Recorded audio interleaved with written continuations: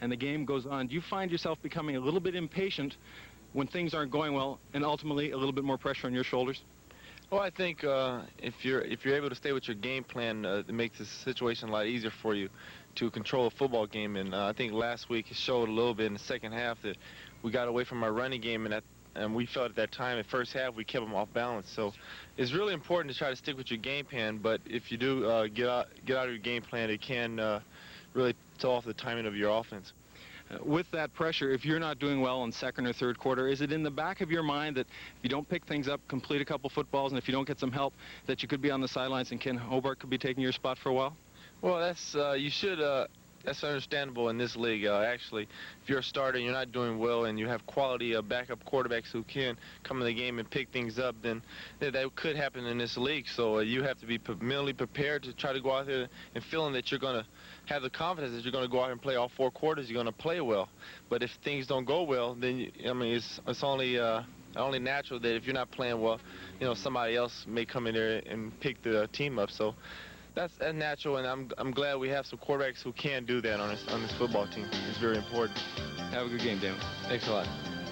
Hamilton defensive end Grover Covington will play his 10th CFL season without longtime sidekick Mike Walker, but the Ticats are still counting on a big year from the CFL's all-time sack leader. The Ticats in Ottawa are next on CFN.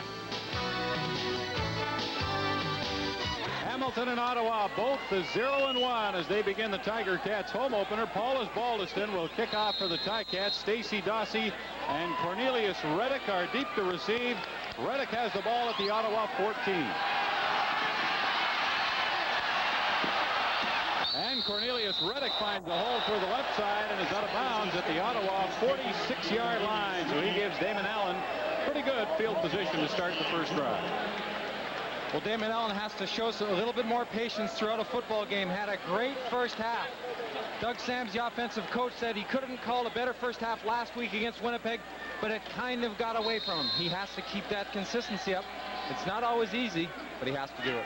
Those 3 interceptions are what made the difference in Allen's performance last week, Neil, and of course 2 block kicks just killed the Ottawa Rough Riders. 31-yard return on the kickoff by Cornelius Reddick as Allen drops in the pocket and then steps up and gains 3, maybe 4 yards, brought down by Grover Covington. It is a hot, hazy day in Hamilton.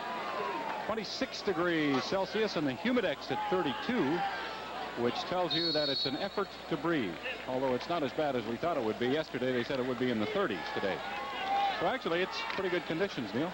Well, I think the players won't feel it until possibly the middle of the second and going into the third. Then you might see a lull. Second down and 7, Ottawa from their 49. Allen to David Williams, stays in bounds. And down the sidelines to the Hamilton 43-yard line. He caught that against rookie cornerback Gary Wilkerson. Well, Williams is pulled back to the ball by a good throw by Damon Allen. You keep it outside, it makes it tough on the defender, in this case Gary Wilkerson. Look at him come back. You missed the tackle, and Williams has got the presence of mind to know where he is, stay in bounds, and get another 8 or 9 yards.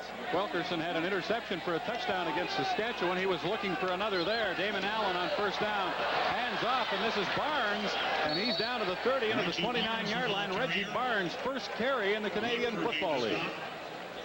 Damon Allen described Reggie Barnes, at least physically, as having Earl Campbell thighs, which means they're about 30 inches, and probably means that it takes more than one person to bring him down, and you definitely can't arm tackle him. So if he can get in the open, he can really cause some damage in that secondary. Big legs, tremendous power in his legs, according to Damon Allen. Barnes gives the Riders a first down at the Ticat 30. Allen looking for David Williams in the end zone, and he can't quite reach it. Allen's pass was incomplete. Steve Goldman said, looking back to last week's game, and of course it's always easy to look back, he felt David Williams was really pushing himself, missed some time in training camp, and maybe wasn't as fit as he would have been, or as the other players, because he didn't have that extra time. Probably he thinks now should have spelled him a little bit so he would have been fresher later in the game. Had a chance to catch a touchdown pass against Winnipeg in the overtime and couldn't handle the ball. 2nd and 10 Riders.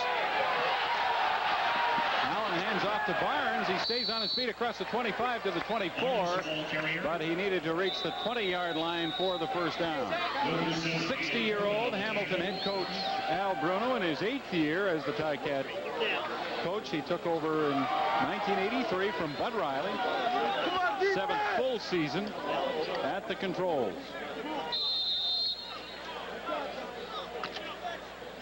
Another thing Steve Goldman talked about, Neil, was collecting points when you're in scoring territory, and that's what Dean Dorsey will attempt to do.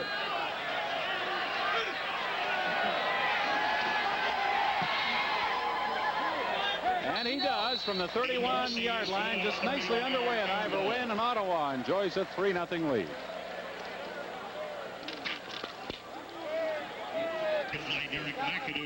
Bruce Holmes, middle linebacker for the Ottawa Rough Riders, made the tackle on the 20-yard return as Mike Kerrigan will bring the Hamilton offense out for the first time.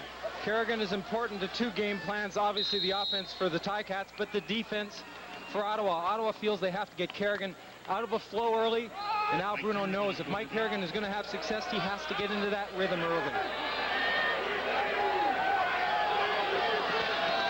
Handoff goes to McAdoo, and he gets maybe a yard.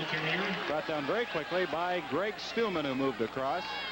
Kerrigan with Sam Laux and Derek McAdoo in the backfield. Laux in his 2nd year replacing Jed Tommy as the starter. The receiving core features Winfield and Zatilny wide, and DiPietro back for a 13th year. A big offensive line, Sanderson in the middle, and Mike Gertz trying to stay healthy. He's only managed to play 35 games in the last 5 years because of injury. 2nd down, Kerrigan throws for Winfield, goes up high, brings it down for a first down. Took a hard hit by Daniel Hunter, but made a nice catch. But once again, the receiver has to come back to an area. The quarterback's going to lead you to where the ball is.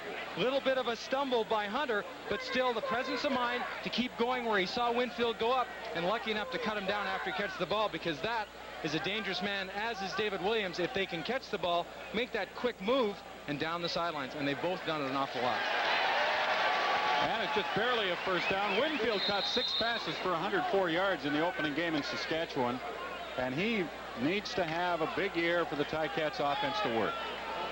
And there's no question he's capable, but as you said earlier, he didn't show that when he came back last year. They're counting on it this year. Kerrigan tossed to McAdoo left side. Stuman was knocked down, got back up, made contact, and then Bruce Holmes made the finishing tackle for the Ottawa defense. Holmes up and fills the gap nicely. He moves laterally along the line. You're going to get a chance to follow him right here. Offensive line out. At the point of attack, there's a good hole. Here's where the linebacker has to be. Boom, right there. Make the hit after the blocks have taken place. Holmes involved in 12 tackles against Winnipeg in the Riders' season opener. Kerrigan on 2nd and 7, a screen to McAdoo. And he gets the first down.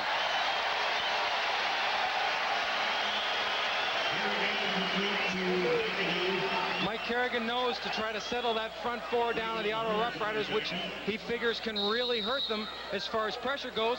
You can either run against them or you throw a couple screens, and you get these guys coming upfield, offensive linemen, make a pop, and then let them go. One of the highlights of McAdoo's running ability is his power at 200 pounds. He's only 5'10", but he showed it there. First down from the Ottawa 52. McAdoo carrying, and Glenn Kulka falls on him after a gain of maybe a yard. Glenn Kulka and Greg Stuman are on the defensive ends for the Ottawa Rough Riders, 2 of the free agents they added in the offseason.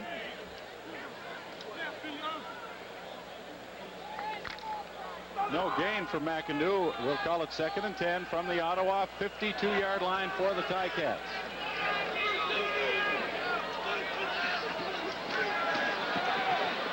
Kerrigan is intercepted down at the 40-yard line. Troy Wilson comes up with a football. And Mike Kerrigan, who threw 3 of them in Saskatchewan, has thrown his 4th interception of the year. Blitz a quarterback, you want to flush him out and make him run, or you want to force him to throw the ball when he doesn't want to. And I think Kerrigan, because of the blitz of all the linebackers, all three of them came, Miller, Holmes, and Wayne, he threw the ball maybe a hair earlier than he wanted to. The result, a good interception and a good defensive play. Good job. That's it, Stu. Troy Wilson in his 4th year comes up with an interception for Ottawa. Mike Kerrigan is going to throw interceptions. In his career, he's now thrown 80. He's thrown 59 touchdowns. He will throw them. You just have to live with them. If you're going to play him, you have to. That pass, incomplete. Bounced off the chest of Stephen Jones. Damon Allen works in the backfield with Reggie Barnes and David Conrad. His receiving core, Jones and Williams wide, Reddick and Wilcox inside. And the offensive line featuring veterans Smith and Illerbrun, who were added in the offseason to go along with Ilirenko, Damon, and Roper. 2nd and 10. Ottawa from its 38. Allen, no good, intended for David Williams. Had time in the pocket. And he took all that time and then couldn't connect with David Williams. I think one of the areas of the Ottawa Rough Riders that have been improved is the offensive line. They're working well even early in the season. Damon Allen to this point, and of course we're only one game into the year, so we can't get too crazy, but protected him well last week and are making good adjustments to blitzes and switch-offs even now. And that shows you that they've matured just a little bit more, and that's going to mean an awful lot down the road. Top priority for Steve Goldman in the offseason was to add some experience to the offensive line. And it is paying off early. Terry Baker kicking into the wind. What wind there is tonight is favoring Hamilton in his first quarter. Earl Winfield with the ball. Gets away from the initial downfield group and then is up to the Hamilton 53 or 54-yard line. 8:26 left first quarter. You're watching the Molson Canadian Football Network. Good stuff. Can back up a little bit. Steve Goldman coached in Hamilton in 1982 and 83, so he was working under Al Bruno when Bruno took over as head coach of the Ticats in late 83. Hamilton was offside on that punt by Baker, so Ottawa will do it again, 3rd and 5 from their 44. Winfield had returned it to the Ticat 53-yard line. Winfield will catch it again at his 32. Will he get it back as far? It doesn't look like it. But with Winfield, you never know. Kolka finally gets him at the Hamilton 34-yard line, a 36-yard punt, and just a 2-yard return. Be very careful when you say it doesn't look like it. He can reverse his field. He's got that quickness to be able to come back across and find a seam. 30-year-old Mike Kerrigan, a free agent in the offseason, but he re-signed with the Ticats, lives in St. Catharines, Ontario, and wasn't interested in going anywhere. It took he and Joe Zuger a while to reach agreement on what he should be paid, but they finally did. From the Hamilton 34. Kerrigan sprints out left and then throws complete to Rocky DiPietro, who lowers his shoulder and gets it up to the 40-yard line for a gain of about 6 yards. Kolka and Stuman on the ends. John Kropke replacing injured Lloyd Lewis, and they miss Lewis. And John Mandarich at the defensive tackle for Ottawa. Holmes in the middle. Miller and Patrick Wayne, the outside linebackers. And veteran Scott Flegel in his 9th year is the heart of the secondary, which is short on CFL experience when you get past Flegel. 2nd down and 3. Hamilton from its 41.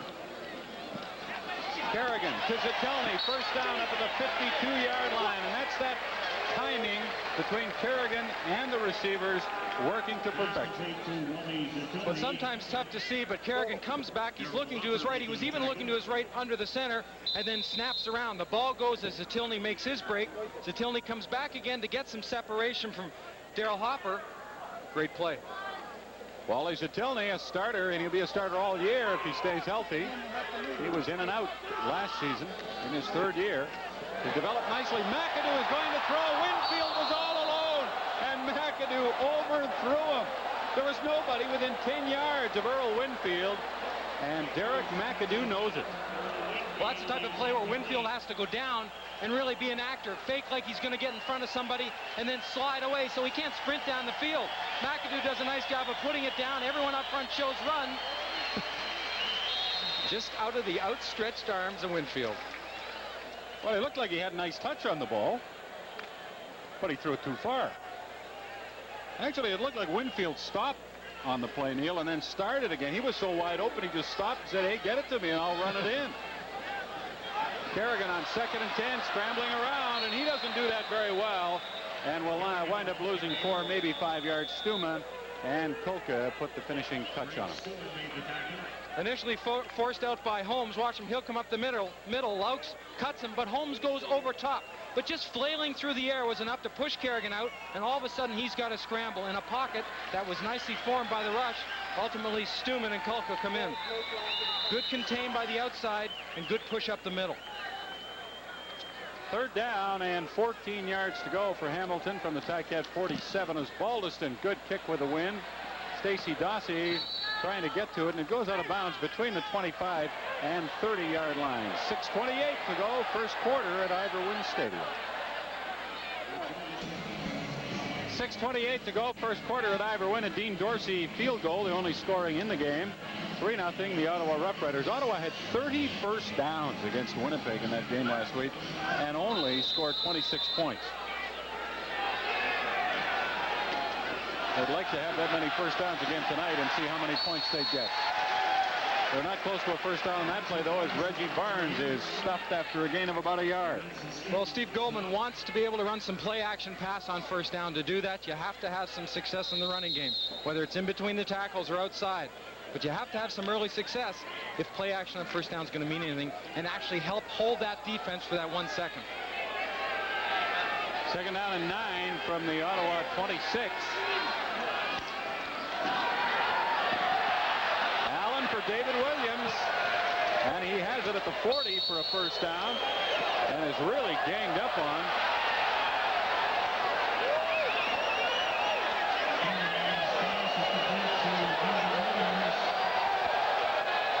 So the spirits are high here at Ivor Wynne, as evidenced by that play. Both these teams 0-1, and although it's a long season, as everybody says, 18 games, this is an important game. Oh, and tempers are going to get hot. The heat's going to fuel that a little bit. This simply comes from Williams struggling. Here come the tacklers. And there's absolutely no reason that the Ottawa Rough Riders, the offensive guys, shouldn't fly up there and try to knock people down too. Well, after it was all finished, Ottawa has the first down. It's at its 40-yard line. And it goes to David Conrad, who is grabbed by Covington. Grover Covington reaches out his big left hand and grabs the back of a jersey. Covington back for his 10th year with Sellers starting at defensive end, Skillman and Lorenz the tackles, Corbin the middle linebacker, Patterson replacing the retired Frank Robinson, along with Giftopoulos at linebacker, and Wilkerson the new face in the secondary. 5 import players in the pass perimeter of the Ticats. 2nd and 10 Ottawa from its 40.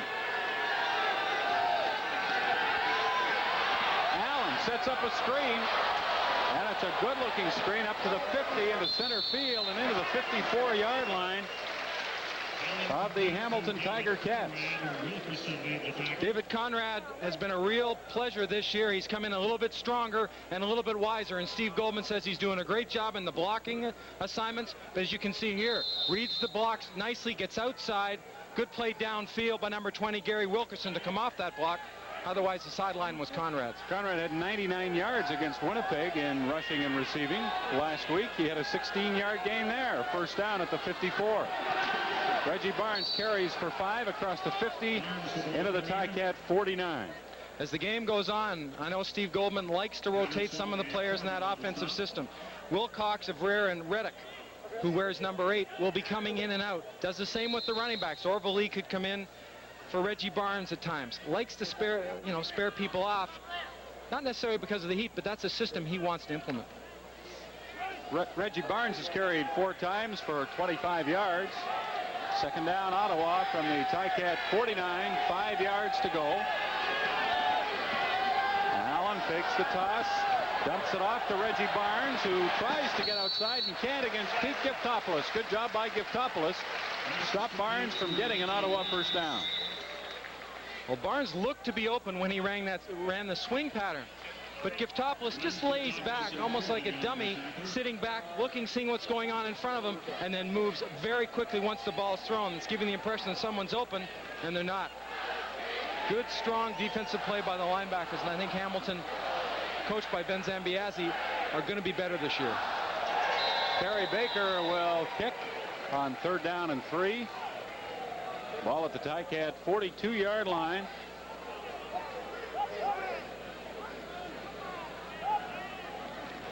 Winfield and Zatilny are back. Good kick by Baker. Drives Zatilny back to the 4-yard line. And he's down at the 11 of the Tiger Cats by Orville Lee, but there is a penalty flag on the play. Well, the Ottawa Rough Riders Orville Lee makes the tackle. There's a penalty marker on the play. With a 3-0 lead, 2 minutes 42 seconds remaining in the first quarter. Holding is against the Hamilton Ticats. Al Bruno had some thoughts on the Ottawa Rough Riders' 6 free agent signings this offseason. I could understand what they're thinking over there in Ottawa. You know, they've been what, last 10 years they won what, 12 ball games, 2 and 16, 4 and 16, 4 and 14, and they were desperate for winning, and the fans were getting really upset about losing every year. So they go out and sign some great free agents. Matter of fact, they call a couple of our guys to our free agents. Hey, it's legal. You know, I don't mind them picking up free agents. If they stay within the salary cap, fine. If they get money from outside sources, that's another question. If they use other money than their own, then you know, I don't believe that's right either. As far as free agency, hey, they put the jocks on just like any other guy. We have to play them, and that's how we're looking at it. Eric McAdoo with a 5-yard gain on that run as Al Bruno was discussing the free agent question. What the free agents have done, Neil, as Steve Goldman said, is give Ottawa a nucleus.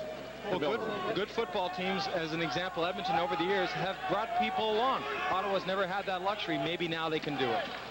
On 2nd and 5, McAdoo again hit hard by Bruce Holmes, but he spun off and got close to a first down. See where they spot the ball. Again, Goldman doesn't think the signing of the free agents will automatically make Ottawa a winner, but it gives them a base to head in that direction. And you have to work on that base. Good spin on contact by McAdoo there, and that gets them the first down. Sure, on paper, they're a pretty good football team anywhere you look.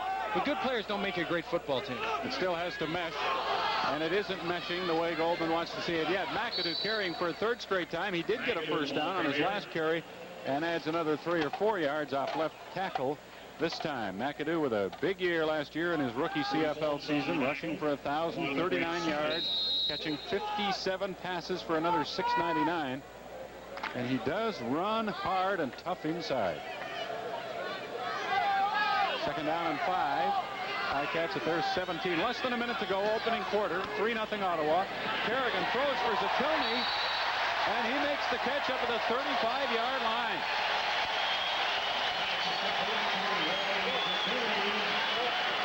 Zatilny having to go into his second base slide there to gear down a bit. I think he was just starting to explode into the pattern, heading towards the post area, at least towards the middle. Kerrigan, the ball's a little bit low. There goes Flagel. He jumps immediately when he sees Kerrigan turn to look to throw. Good coverage by Hopper, but nothing he could do. 18-yard gain. Ticats now at their 35. Kerrigan to Sam Louts. And the big fullback gets out to the 43-yard line for a gain of close to 8 yards as Mike Kerrigan has a nice drive going with 1 play left in the opening quarter, unless we have a penalty. Quickly played first quarter at Ivor Wynne Stadium.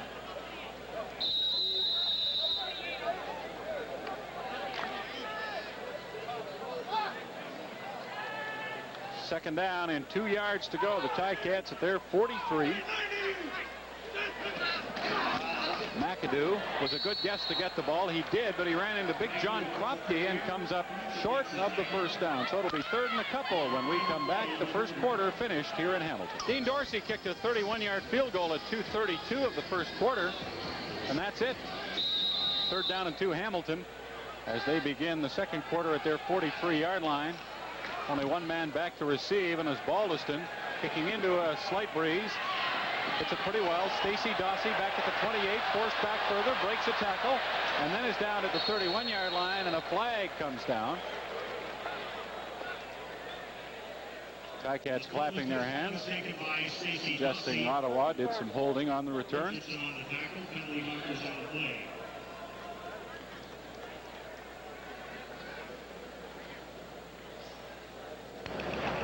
Illegal block. Ottawa number 21. First down. Oh, we talked with Steve Goldman and wondered if he saw this as the easiest game of his team's first 5. Well, I don't know about that. I think it's hard to judge right now who's good and who's not. I think everybody's very competitive in the league, and you know, I think that at any time any team's going to be able to beat another team, and I think it's pretty hard to judge now.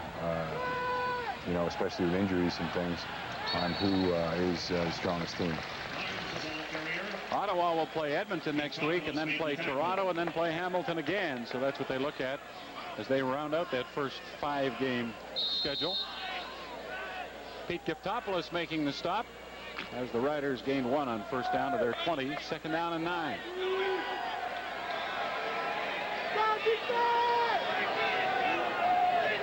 Damon Allen, the offensive star of the 87 Grey Cup game, hands to Reggie Barnes around the left corner. Driven out of bounds at the 28-yard line. And he's about a half a yard away from a first down from the looks of things. Ottawa had said they want to run to the short side of the field because Hamilton sets their defensive end outside and the linebacker off in his hip. This time, Barnes gets that semi-Statue of Liberty play. Hamilton really takes away that inside, so it forces him out and forces him very close to a first down. Ottawa has asked for a measurement, and I believe they're going to get it. Reggie Barnes is 22 years of age. He was with the New York Jets last year from Delaware State. 210 pounds, 5'9" and 210. As you said, Neil, a lot of that weight in those big thighs and big legs that he has. Well, he gets those shoulder pads and helmet down, and then if he brings his knees up close to that, he's a tough man to bring down. Tony Cherry's out with a cracked bone in his foot. Third and a foot. Ottawa will go. Damon Allen keeps. And it looks like he got the first down.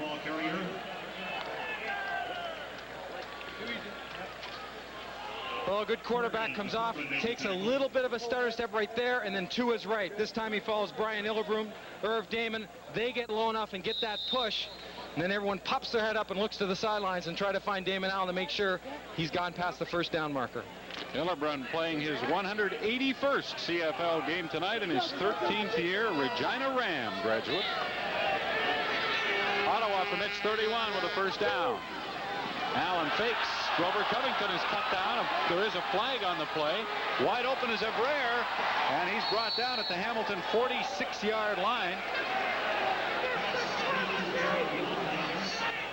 Gerald Wilcox and not Evrere bringing in the ball.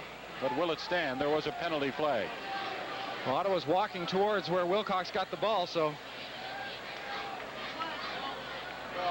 Outside. Hamilton number 77. Decline. First down. No wonder Grover Covington got in there so early. It's a little bit of a fake, hopefully holding people in the secondary. See Allen come out. Covington was there, but Allen did a nice job of sliding to the right side, and Wilcox finding that soft spot in the secondary. 34-yard gain. Ottawa first down. Allen puts it up deep looking for David Williams. But Rockford had the best chance to catch it about 15 yards in the end zone. Long ball thrown. David Williams comes up just as the ball hit the ground, limping a little bit. He's holding his left thigh as you can see it. A little bit of a spurt here and then explode. He's got the inside position, but he's also got Jim Rockford coming in right there. Something in the left leg. I'm sorry. Williams will come out, and Stacy Dossie, number 84, will take his spot. Designated import Stacy Dossie, so they do have a little depth at that position, but David Williams is in a class by himself. Second down and 10 from the Hamilton 45. Allen wants a screen to Conrad and has it. He bounces off a tackler, Giftopoulos, but couldn't stay in bounds at the 39-yard line, or he might have picked up the first down. David Williams caught 8 passes last week, caught 79 last year, and he caught 83 the year before, over 1,400 yards each season. We talked earlier about Tony Cherry, who was brought over from BC along with David Williams, out because of a chipped bone in his foot. When you do pull something, you know it. It's a very specific feeling and a sensation. And I don't think there's any question in David Williams' mind that what happened there was a pull of some sort. Just hope it's not a serious one. Well, a lineman might get away with something like that and be able to play, but at his position, you can't. Dorsey will try a 46-yard field goal, and he will make a 46-yard field goal, and Ottawa now has a 6-0 lead.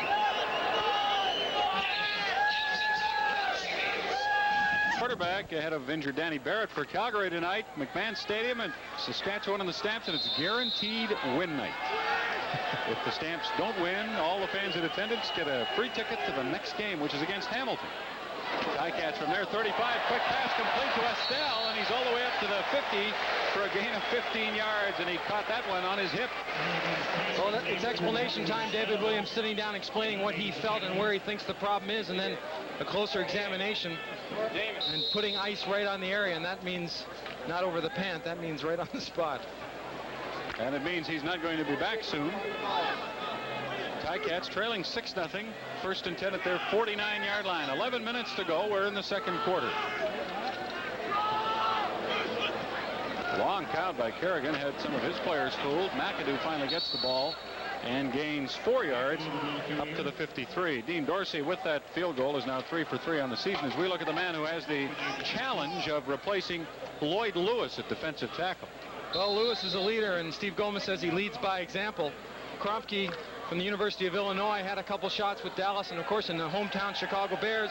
It didn't catch on, and he looks at this as maybe the third strike, and I'm out if I don't make it here. 2nd and 5, Ticats. Kerrigan puts it up long for Zatelny, and he can't get there. Excellent coverage by Darrell Hopper. And there's a flag down. There's pass interference against one side or the other. There's also a flag in the backfield, so we have 2 separate penalties. Forward pass interference. Ottawa number 28. Major foul. Roughing the passer. Ottawa number 68. First down. Well, we'll take a bunch of giant steps towards the Ottawa goal line. Blocks are made right there. Tulka's got his head down and butts him down to Kerrigan down to the ground. Back as far as the coverage goes, you said it. I thought Hopper had great coverage. He had inside position, and unless there's something there we didn't see as far as bumping, it looked like pretty good coverage to me, and that was that. Well, I didn't see it, but maybe he's reached out his left hand and pushed on Zatelny a bit, but it wasn't clear to us. So it's a 42-yard advancement of the ball down to the Ottawa 14-yard line. Well, you talk about penalties being costly. McAdoo tossed to the right side, and he is belted by Holmes as he approaches the 10-yard line. Well, you like to see collision. Defensive coaches like the players, linebackers going to the ball. Everyone's converging. There's a bit of a hole here, right at the point of attack. Good blocking. But watch this, talking about converging. David Williams, wide receiver for Ottawa, has a pulled quad. And we'll wait and see if he comes back. 2nd down and 8. Ticats from the Ottawa 11. Kerrigan sprints left for Estelle, and it's knocked away. Diving effort by Brett Young. Terrific defensive play to save a touchdown. We talked about there's some youth in this defensive secondary for the Riders, but right now you wouldn't know it. We're seeing some defensive backs being pretty cagey, laying off and then moving quickly, and Brett Young does exactly that. The ball's thrown, he goes to the area, makes a good play on Estelle, saves a touchdown. Paul Baldiston, 2 for 2 in the first game against Saskatchewan. Set a CFL record last year with 233 points. And he'll attempt a 19-yard field goal. And Hamilton is on the board. It's now a 3-point game. 9:17 left in the second quarter. Molson and CFN proud to bring you the best of Canadian football. The 15-yard field goal by Paul Baldiston makes it a 6-3 game. Ottawa in front. 9:17 left in the first half at Ivor Wynne Stadium. Baldiston's high kickoff. Cornelius Reddick, and he bumps with Dawsey. Reddick has the ball and has a nice return up to the 50-yard line as he and Stacey Dawsey nearly fouled it up but got away with that collision. A 24-yard return by Reddick. Well, it's a real pleasure for an offensive team to come off the bench after a kickoff return and go to about midfield area to start a drive.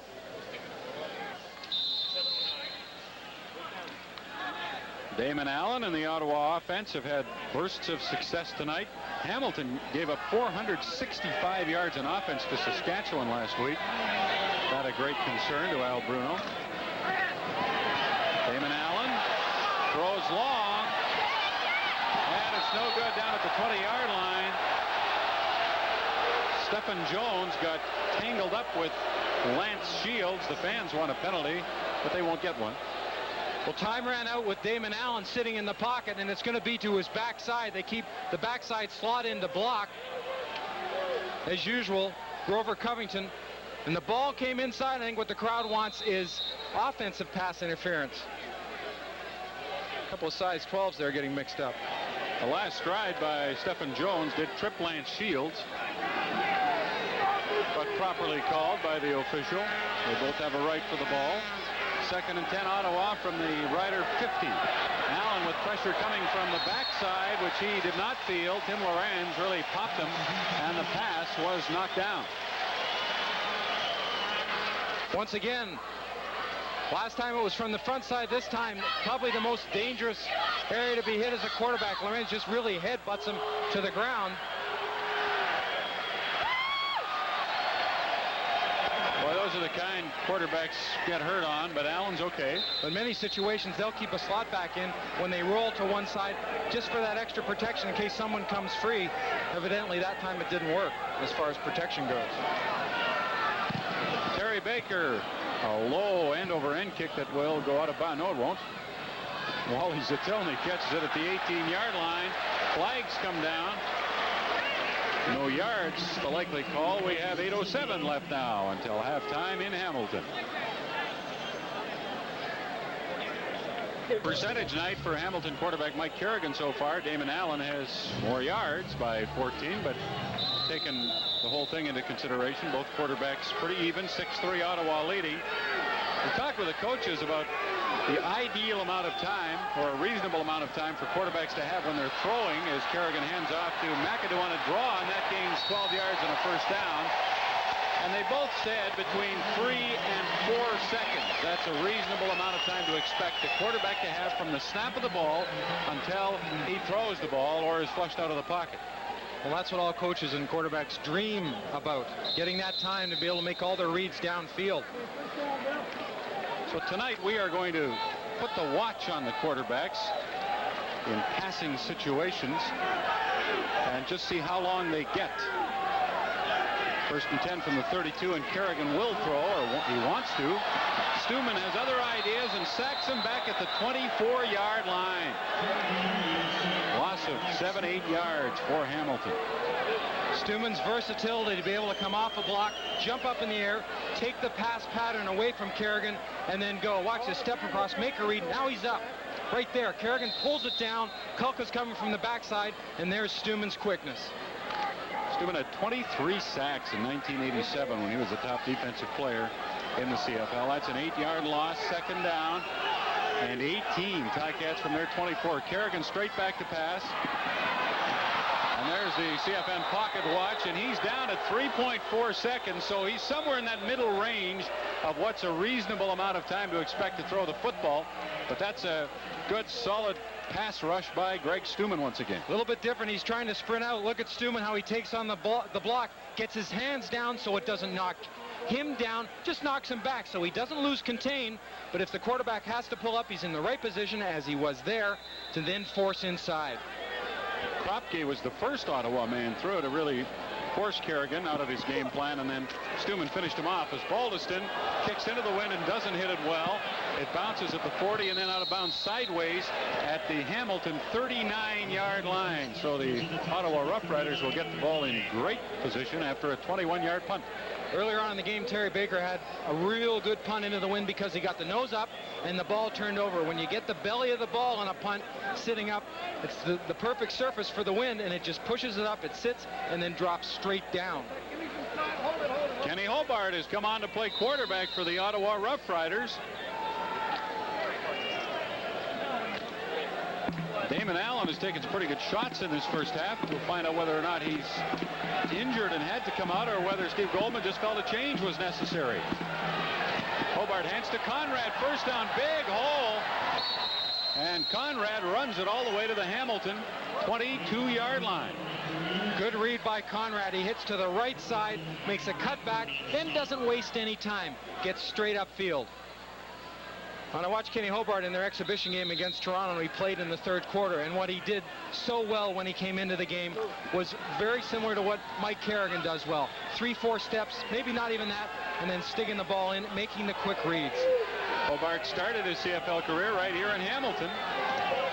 From the 24, he wants to throw and screens to Gerald Wilcox, the big slot back, and good coverage by Giftopoulos, stopping Wilcox for a gain of a couple of yards. Once again, Giftopoulos laying back a little bit, and then moving in.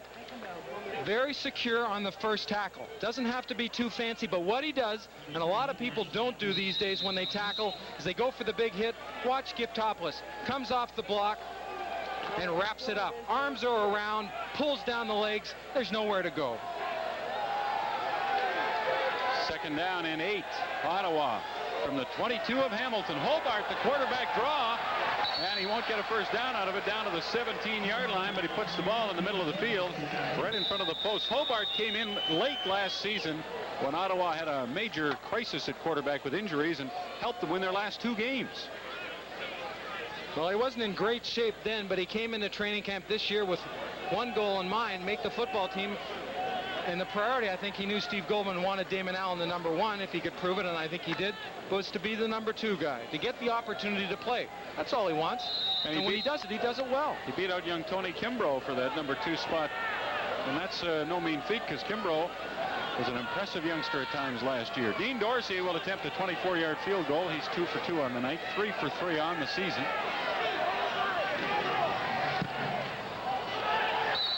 And Dorsey makes his 3rd of the night, and Ottawa now leads by 6, again 9-3.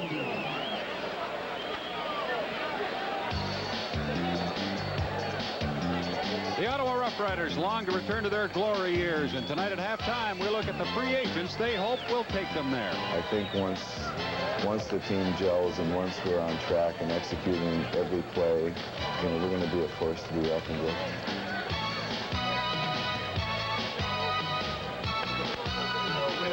John Mandarich, one of the free agents, and David Williams, another. He has a pulled quad. It happened in the second quarter. He has not returned to the game. We don't know if they'll be able to get him ready for the second half. I would doubt very much he will return if it's at all serious or if there's a question of how serious it is. Something like that, you feels good, all of a sudden warms up, you go back into the game. If you yank it again, you're gone for more than just a couple of weeks, and I know Steve Goldman doesn't or can't afford to lose David Williams for more than a game or so. Dorsey kicking off after the field goal. At the 23-yard line, Lee Knight catches it and brings it back up to the 35. 4 minutes and 18 seconds remaining in the first half. Orville Lee downfield. He asked for a trade this week. Not happy with his backup status in Ottawa, but he continues to play hard, Neil. Well, I think he's able to put that aside when it comes time to play football, and he has to be able to do that. Take the inside and go in and make some hits and show that he's still involved. Sure, he's not happy starting. It was all fueled because of not getting a chance to start. Reggie Barnes is in there, but he's now a role player. He still plays a very important part of this football team, but being a starter is very important to him. Catch from there, 35. Kerrigan dumps it over the middle to Sam Louts, and he's out to the 44, be close to the 45, and a Ticat first down. Louts in his second year out of McMaster University, a 6th-round draft pick, replacing Jed Tommy, who said he was going to quit at the end of last year and did for a while, and now is playing for Ottawa. Big shoes to fill. Jed Tommy did an awful lot of blocking for McAdoo last year and did it very successfully. 2nd and a yard. It's actually less than a yard. The ball close to the 45 of Hamilton. McAdoo did not make it with his first thrust, but stayed on his feet, spun away, and picked up 5 yards. Jed Tommy back in uniform, missed last week's game, had a fairly serious, actually, at one point when it happened, they thought he had broken his leg. Very deep bruise. Said he'll see some special team action. You can see he's broken into a sweat, been on the field a couple times. But David Conrad's playing well enough that Jed Tommy does not have to rush back. Just play certain spots in special teams where he's important.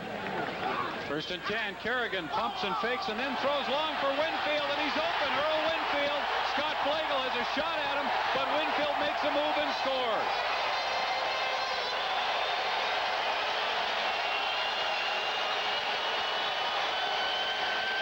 "61 yards.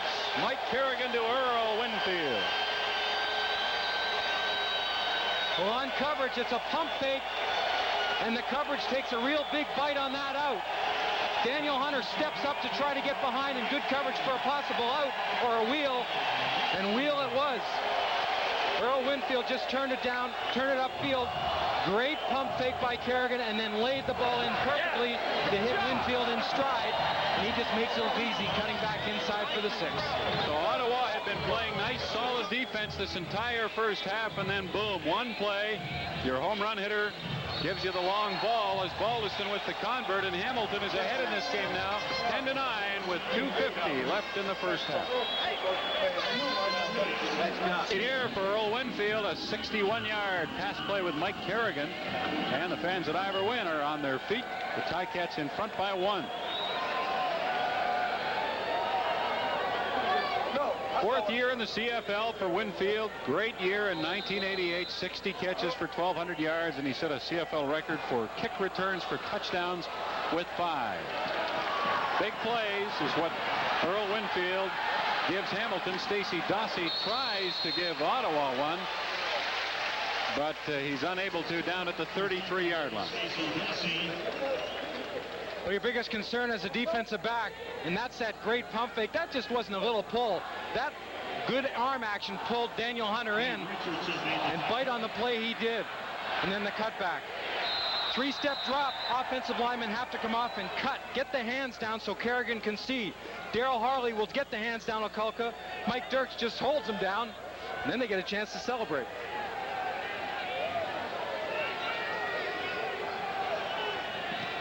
Hobart and the Ottawa Rough Riders. Hobart to throw, has a man open, and he hits Reggie Barnes. Barnes has the sideline all the way down to the Hamilton 41-yard line.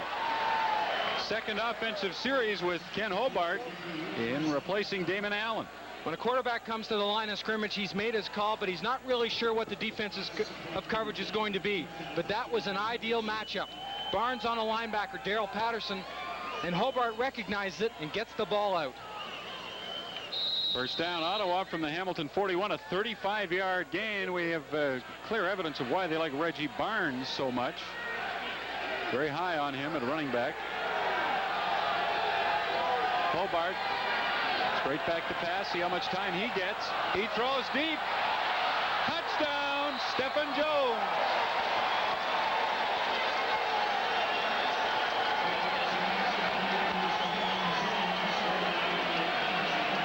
You see that left hand of Stephen Jones. He's holding it when he gets a chance to celebrate. He's got a bad baby finger. It might even be broken. And earlier on, he dropped the ball because he tried to catch it with his body. A sprint out, good blocking by the backs. There is no penetration. Hobart gets a good view downfield. Stephen Jones has good position on Shields, and Hobart leads him inside. There is no safety coming over, so he has that luxury. And Stephen Jones just cradles it in. Yeah, baby. You won't be seeing him high-five with his left hand. Dean Dorsey will attempt to add the convert. Well, Stephen Jones had a couple of big years in Edmonton. 86, he caught 40 passes for 922 yards, and then in 87, he caught 55 for 1,147. The Riders hope he can give them that kind of production this year, and then with David Williams on the other side, they've got quite a combination at wide receiver. Hobart threw that ball beautifully. Yeah. And he is not known for his great arm. 5-yard penalty will be applied on the kickoff. The Riders move back. They had only 11 men on. Hobart makes the call. Hobart yards won't make a difference. Sorry, Bob. So they wait for the extra man to come in. High snap. Hobart brings it down nicely, and Dorsey adds the convert, putting Ottawa in front of Hamilton by 16-10. Once again, when the backs go out in a sprint situation, David Conrad will take the first man, usually the defensive end. Second man, Barnes, will take a linebacker. It's exactly what happens. It's not a great block, but it's enough to make him go around you to your inside. In other words, not in the path of where the quarterback's going to step up and throw. And I'm sure Barnes is now, you know, a little few jitters coming into this game, few assignments, a little shaky, but so far he's done a great job. And he's what you call learning on the run here. Nice situation for Steve Goldman, Neil, if he has to make a decision when Tony Cherry's healthy as to whether or not he puts him back in the lineup. Reggie Barnes, if he keeps playing like this, will make that a very difficult decision for Steve. The one thing for sure is they'll make sure Cherry's 100%. There's no need to rush him back anyways. 2:28 to go. We're in the first half. And Dean Dorsey kicks off to Wally Zatilny at the 25. Zatilny back to the 50. A 25-yard return.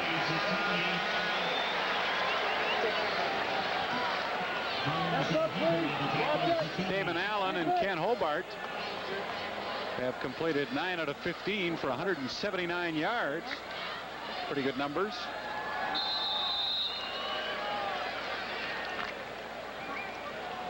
Anytime you can throw for 179 yards in a half of football, you've done something. And I said he liked to throw short.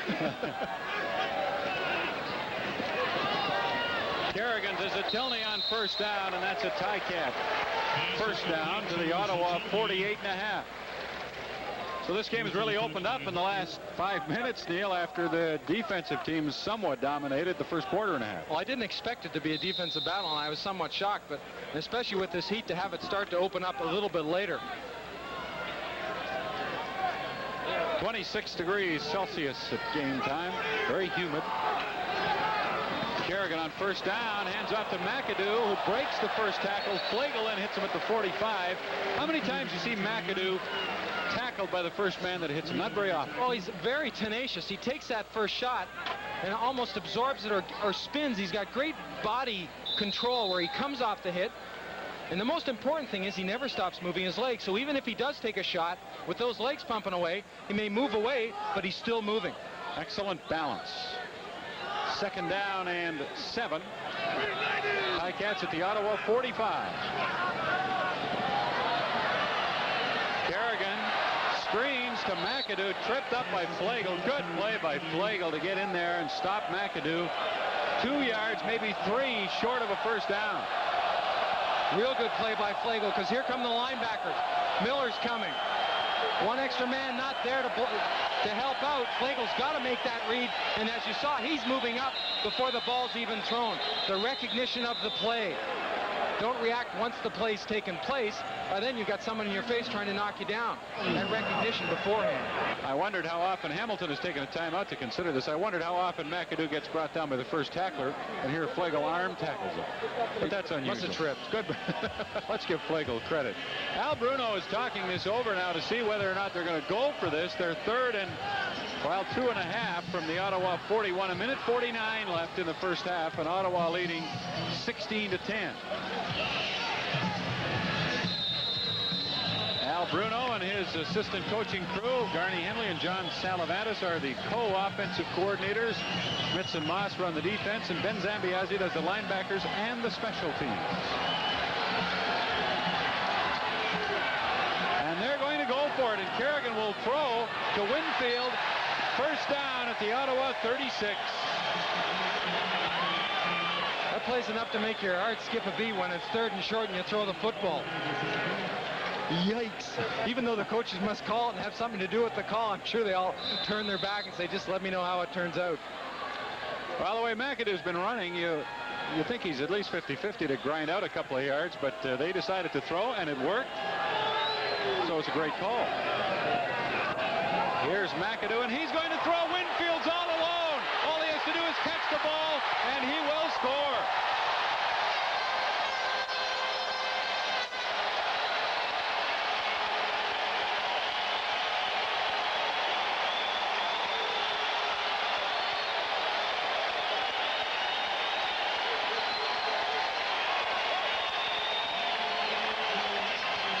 As an offensive team, every game you come in with something new. You try to throw a new wrinkle into a play when you see a weakness on a defense. And if a defensive secondary comes up quickly to support the run and disregard the receivers coming down to block them, this is the ideal play. And that's what happened. Well, this game was Ottawa 6, Hamilton 3. 3.5 minutes ago. And it is now Hamilton 17 and Ottawa 16 with 1:24 left in the first half. Ottawa saw that play earlier, Neil, and they were totally beaten on it, but the pass a little bit high, and they were caught again. Well, last time McAdoo had the opportunity to do it to his right, which is an easier throw for him because I believe he's right-handed. This time he's going to his left, and he really had a plant swing around. And you have a tendency when you're going to your left to keep the ball out and really not sell the run. But evidently he did a great selling job. And this time he wasn't about to overthrow Winfield. He just sort of lobbed it over there because he knew he had plenty of time. Ben Zambiazzi, as you point out, coaching the linebackers, has done a great job, has worked with their drops in zone, now dropping a little bit more equally, and has been working out. So he could be a player coach someday. Staying in great condition. He's only 33 and hasn't totally ruled out playing. Stacey Dossie on the kick return and is down at the 46-yard line. Stephen Jordan, defensive halfback for the Ticats, made the stop. Ken Hobart brings the Ottawa offense back out. Last time he was in, he hit Stephon Jones with a 41-yard touchdown pass. 29 years old, Kenny Hobart. He was running a bar and bowling alley in Idaho late last fall when the Ottawa Rough Riders sent out an SOS in need of a quarterback. And he came back in terrific condition this summer and won a job.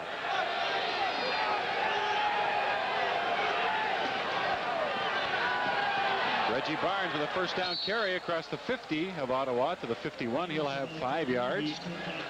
Minute 14 left in the first half. Ottawa trying to create a seam on the backside, get the Ticats flowing towards the wide side of the field where it looks like they were going to sprint and try to hit that quick seam back upfield.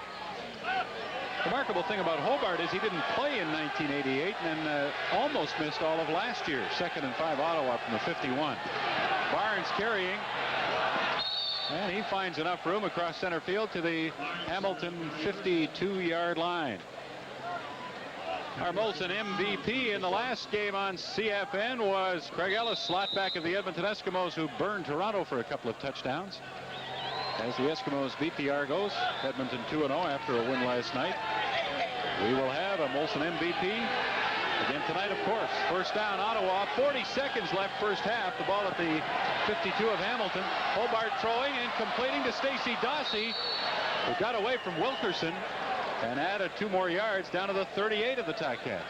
I guess the joke about Hobart in practice is when he throws the ball, it's whether the ball will bounce once or twice before it gets to the receiver, but he's got this incredible knack of getting in a football game and throwing the ball on a line. I mean, he hasn't thrown a bad ball yet. His arm has been criticized. When he first came into the league and played for Hamilton from 85 to 87, his arm was always the knock. But he's throwing pretty nicely right now, I'd have to say. See what he does in this play. Gets away from the rush. He could always run, could Ken Hobart. And he will run. Fumbles the ball as he goes out of bounds with Giftopoulos giving chase. But he's down to the 26 for another first down with 13 seconds left in the first half. Trying to execute what they call a throwback. Everyone's going to the right. You see him look to the right. Now he'll step back and look to the receiver, possibly looking for one coming across the post if they get the safety to move with the flow.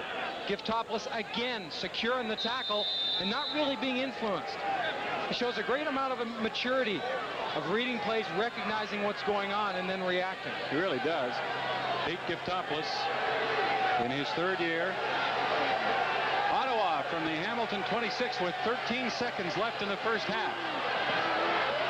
Hobart throws, has a man open, completes the pass down to the 9-yard line to Stephon Jones, and there are 7 seconds remaining on the clock. Hobart signaling to Steve Goldman that he wants a timeout. Or I think that he can get one more play in. Go 71. I don't know if Jones went out of bounds. If he didn't, they will whistle time in as soon as Ottawa huddles, and they won't get more than one play.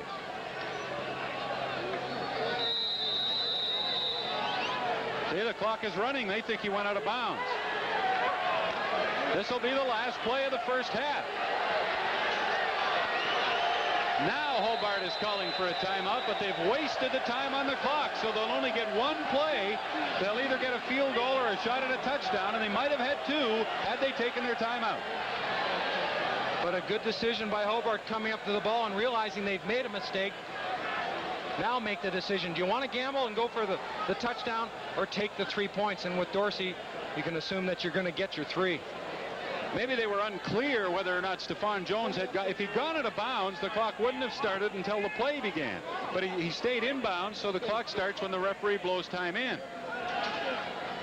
So Ottawa misses a chance to go for the touchdown. Now, they may have decided to kick a field goal anyway, but at least they'd have had that option. They still do, but they will elect to take the safe route, and that's take the 3, which should be automatic from Dorsey from the 16-yard line. Hobart puts it down, and Dorsey puts it through, and the Ottawa Rough Riders will take a 19-17 lead to the dressing room at halftime.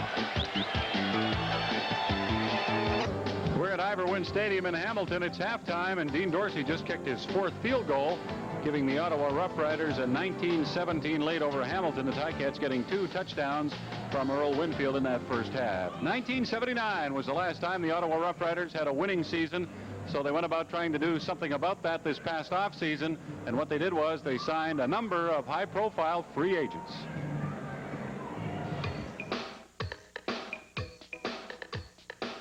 The days of football supremacy for the Ottawa Rough Riders have long since passed.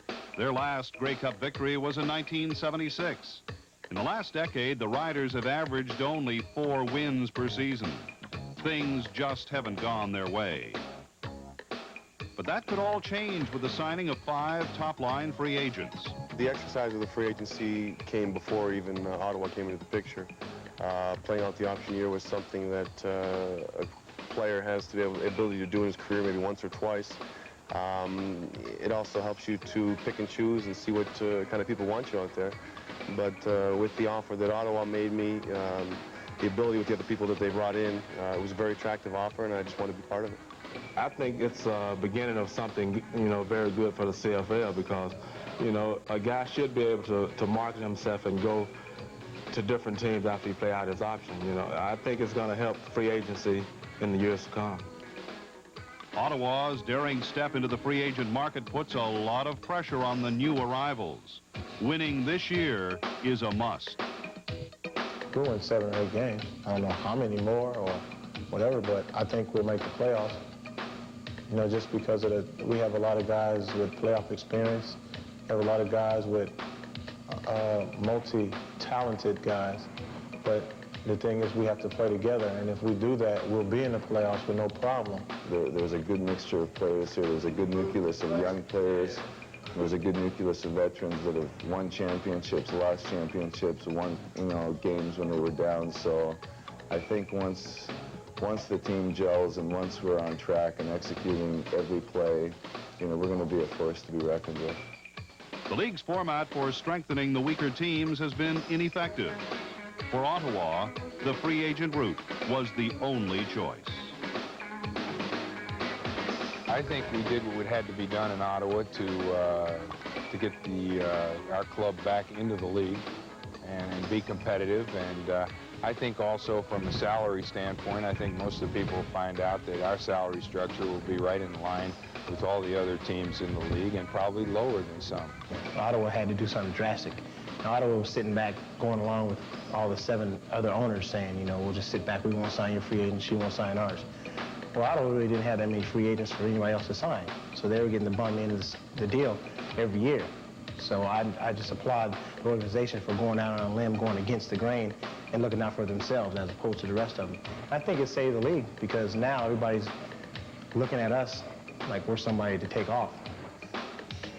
Well, the free agents have upgraded Ottawa's talent base, and that talent has given the Riders a 2-point lead at halftime.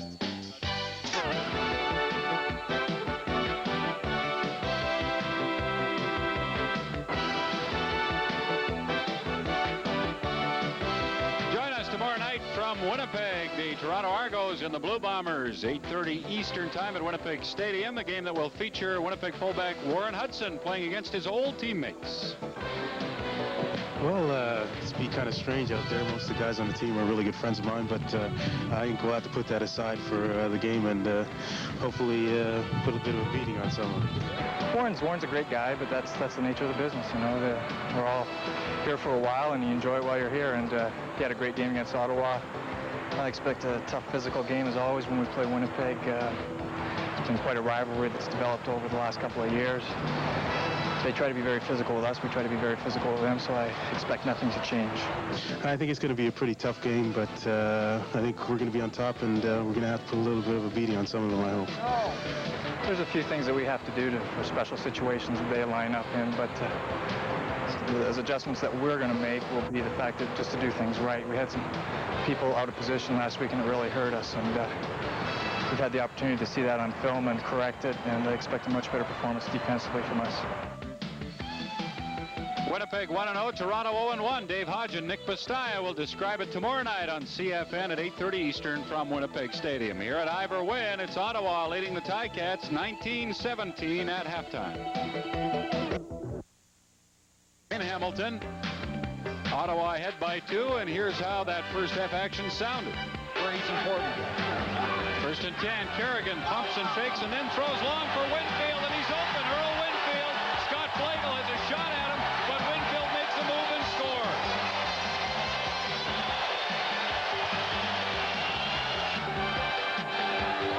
Hobart, straight back to pass, see how much time he gets.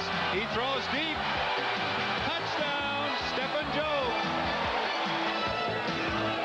Here's McAdoo, and he's going to throw. Winfield's all alone. All he has to do is catch the ball, and he will score.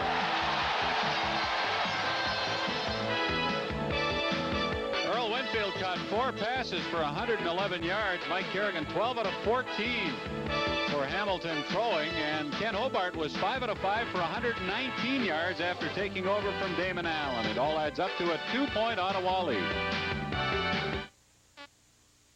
But boy, they started to air it out, didn't they? And they had success. As the game goes on, it'll be interesting to see if the heat affects anybody. You know, typically you cramp up when it gets hot. They've got to have ice, a lot of water on the sidelines. They've got to keep the players cool.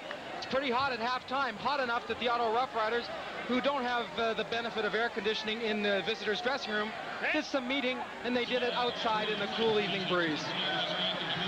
Either that or they didn't want the rest of their players to hear what they were talking about. I don't suppose that was it.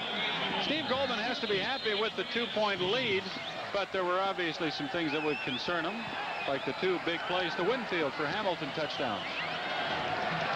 Steve Zitelny to begin the second half. A flag is down as Zitelny finds an opening. Another flag comes down. Wally Zitelny is all the way in for a touchdown. But there are penalty flags, so hang on.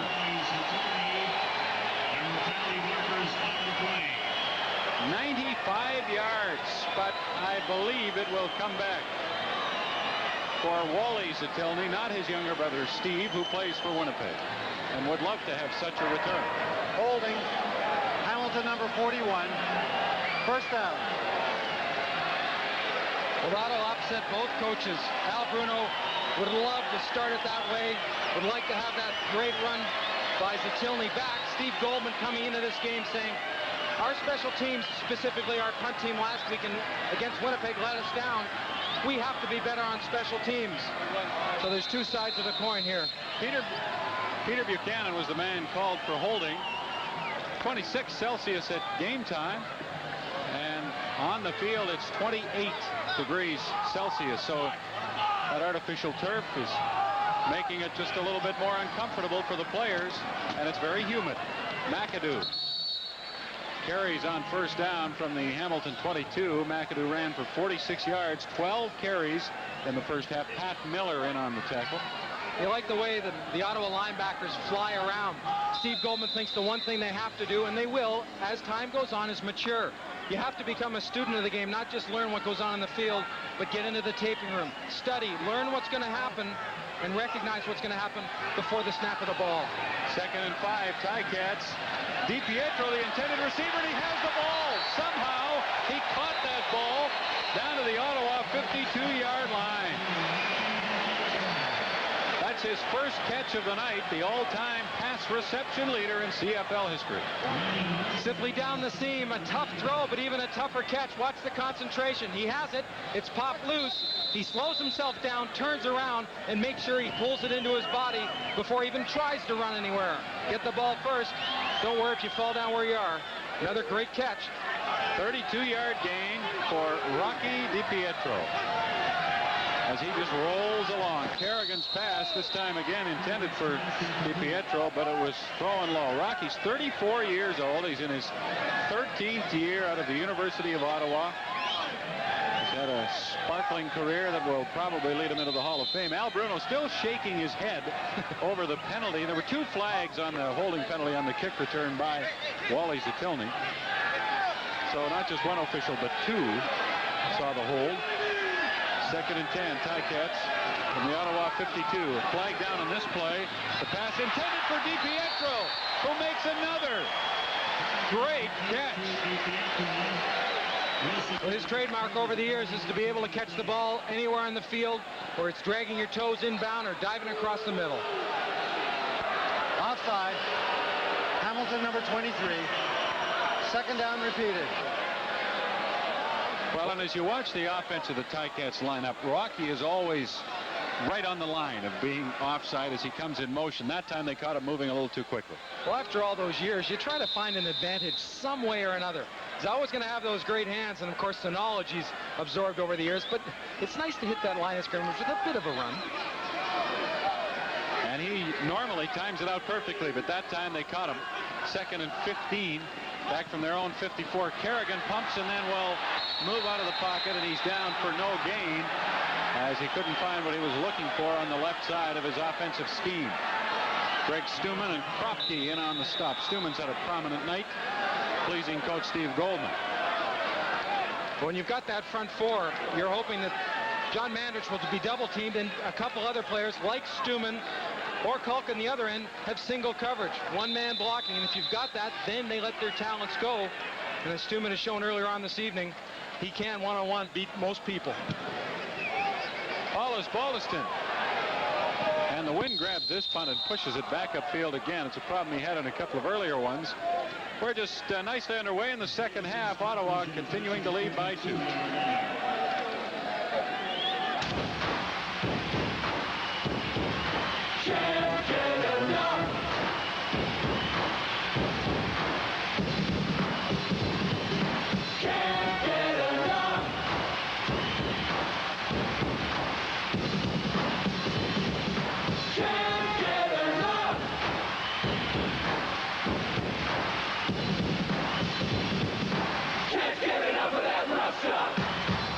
Hamilton started the '89 season with 4 straight wins, went on to a 12-6 record. And they're facing the prospect of starting 0-2 as Damon Allen and Steve Goldman get set to watch Ken Hobart go to work at quarterback for the Ottawa Rough Riders. Ottawa with just a 2-point lead, 3 minutes into the second half. Hobart hands off to Barnes, left side, gaping hole, 12-yard gain out to the 44-yard line. Ottawa showing that sprint motion. They get the defensive end setting out wide to try to make sure he has contained. The linebacker sits inside, and that leaves a big gap. And if it's blocked well, Barnes can pop through there. Barnes and McAdoo both had productive nights. Barnes with a slight edge. Impressive CFL debut for young Reggie Barnes. 1st and 10, Ottawa from the 44. This is a swing pass to Conrad, and he will not get around the corner as Sonny Gordon moved up to cut the legs out from under David Conrad. Comes from Acadia University.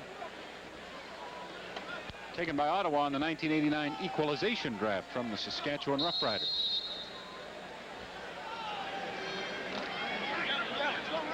Darrell Corbin at middle linebacker for Hamilton. Haven't seen a lot of him tonight, Neil. No, but usually his good play is essential to having success on defense for the Tirecats. He runs that middle, and we've seen him have great games and really dictates. Oh, Hobart on 2nd and 11 runs right into the all-time sack leader in the CFL. Right upfield, makes the read, and gets the penetration, so he cuts off right where Hobart's going. 61, Brian Illebroom pulls out, but he's up too quickly. Covington destroys the play by getting inside of whatever block Brian Illebroom tried to throw. An incredible statistic. 150 games and 150 sacks. That's tremendous. Well, he's 34 and still going strong. That's incredible in itself. Grover Covington. High snap way over the head of Terry Baker, and he kicks it through the end zone as the Ottawa Rough Riders, leading by 2, have another major breakdown befall them as that snap went way over the head of Terry Baker. No chance at all to catch the ball. He wisely kicked it out of the end zone rather than trying to handle it, and it's a safety touch, of course, and it ties the game at 19 all. Certain plays on offense and defense can get you down as a team, but I don't think there are too many things like having a block punt or a snap like this go over your head to really make you walk off to the sideline and say, holy cow, come on, let's get it together here. These things kill teams. Michelle Lammy is the snapper for Ottawa. The ball was kicked out of bounds from the end zone. Hamilton is elected to scrimmage 1st and 10 at the 10-yard line. So the safety touch is refused by Hamilton. They take the ball at the 10-yard line of the Ottawa Rough Riders. There's Michelle Lammy, a second-year offensive lineman, hails from Tracy, Quebec. He's sent them back fairly well tonight for Terry Baker, but that one was nowhere near the target, and the Ticats can really take advantage of it. From the 10. McAdoo. Flag down. McAdoo inside the 5 and stopped at the 4, maybe the 3, but there is a flag on the play. Oh, if McAdoo's okay, he really got bent back. He got straightened up and then pushed back the upper half of his body. It's holding against Hamilton. And McAdoo may have suffered a leg pull of some kind. McAdoo, the injured ball player. It's a terrible feeling because you can almost feel it as it starts to happen, but there's absolutely nothing you can do because all your strength can't stop the momentum. Hamilton number 68. First down, repeated. Mike Dirks with a holding penalty. Stop the momentum of 2 or 3 tacklers. You really are helpless. Yeah, that just didn't look good at all as we look at Mike Dirks, who has been plagued so much by injuries in his 6th year as Sudbury, Ontario native. Only 37 games in the last 5 years. He's had all kinds of injury trouble, most of them involving the knee.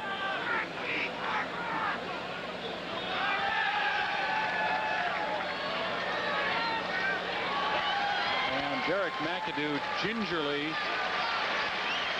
back to his feet,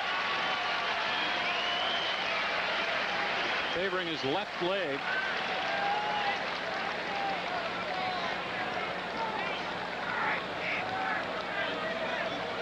And that leaves Hamilton just a little bit thin at running back because they don't have another import running back dressed. Ernie Schramer will go into the game and join Sam Laux in the backfield, a couple of second-year Canadian fullbacks.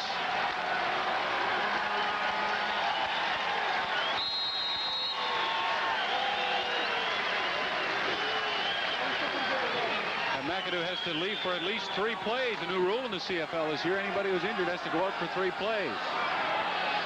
First down over. And goal to go from the Ottawa 20 for the Ticats. Kerrigan for Zatelny, and it's intercepted. Troy Wilson down at the 4-yard line. Pass intercepted by Troy Wilson. And the Riders come up big on defense after the bad snap on the punt, and Hamilton getting the ball on their 10-yard line. Well, it looked for a second there like Kerrigan had his man, but Wilson sitting back right there. Perfect job of making the read, staying over top, and then sliding in front, not trying to go from behind and sneak around. 3-step. That's what Kerrigan's known for, and then turn and then just lay that ball out. But a good defensive play by Troy Wilson. Good read. Second interception of the night for Troy Wilson. And Ottawa gets away unscathed. Hobart hands off to Reggie Barnes, pops through the right side. We'll see what kind of speed he has. Reggie Barnes And he's pushed out by Wilkerson, who came across the field at the 48-yard of the Ticats. Well, all got started because Troy Wilson make a good defensive play. Watch the blocking on the right here. Great hole. Everyone's on someone, even on the linebackers. The most Corbin can do is get into the hole only with his shoulder because there's someone on him. And Barnes is through there quickly. Herb Damon, Brian Illebrun, Kerry Ilarenko, and Wilcox all at that side. Good job at getting on them and taking away the possibility of making the tackle. And he's over the 100. 57-yard run. Bumps up Reggie Barnes' average nicely. Conrad carries on first down and moves ahead for another 5, 6, maybe 7 yards for the Ottawa Rough Riders. And one of the thrusts in the offseason for Steve Goldman and the Ottawa football people was to add experience to the offensive line. They had it in Kerry Ilarenko and Gerald Roper, acquired from BC last year. Irv Damon's in his 5th year at center, but Illebrun and Smith, the right guard, left tackle, came with years of experience. Communication is so important along there. They have to be making the calls as defensive linemen shift around. 2nd and 2. Reggie Barnes, and he has the first down to the 36-yard line of the Ticats. 8:29 left in the 3rd quarter. Ottawa 19, Hamilton 17. There go the big guys, sometimes called the Elephants. John Mandrich, 75, who used to be an offensive lineman in the older days, and still when he's on defense, you'll watch him take that very familiar, drop his hand down like he still plays offense. Tough to teach an old dog new tricks, isn't it? Well, they say it is. 39 was Michelle Lammy, who was undoubtedly the happiest guy in Ivor Wynne by that Wilson interception, because he had made the bad snap a couple of plays earlier that gave Hamilton the ball on the 10-yard line. Reggie Barnes carries again and picks up 3 or 4 off the right side. Rod Skillman in the spot that was usually placed or taken by Mike Walker, who now is in Edmonton. And I'm sure there's going to take some time before Grover Covington and Skillman to get the same type of relationship that Mike Walker and Covington had so much success with over the years. He's not an easy man to replace. 2nd and 7, Ottawa, the Hamilton 33-yard line. Hobart hands it to Barnes again. Has a good thing going and decides he'll keep up with it, but this time Barnes only gets 1 yard into the 31. I guess he's cheering for Hamilton. Neil? What makes you say that? A long, loyal Ticat fan. Hoping that Dean Dorsey doesn't go 5 for 5. If he does, Ottawa will have a 5-point lead. By the way, Ken Hobart is in this game not because Damon Allen is hurt. Allen is not injured. He was just taken out in the 2nd quarter. 37-yard attempt by Dorsey, and this time he's wide left. Jim Rockford will run around and concede the single point. That gives Ottawa a 3-point edge. 6:49 left, 3rd quarter. You're watching the Molson Canadian Football Network. Well, the fans at Ivor Wynne Stadium are seeing a very entertaining game. A 3-point lead for Ottawa. Dean Dorsey just missed his first field goal of the night in 5 tries. And good news for some of those fans. Derek McAdoo back in the game. That injury must not have been too serious. And Kerrigan tries McAdoo out right away, and he looks like his old self. Across the 40, but he fumbles. And Troy Wilson, who has 2 interceptions, now has a fumble recovery.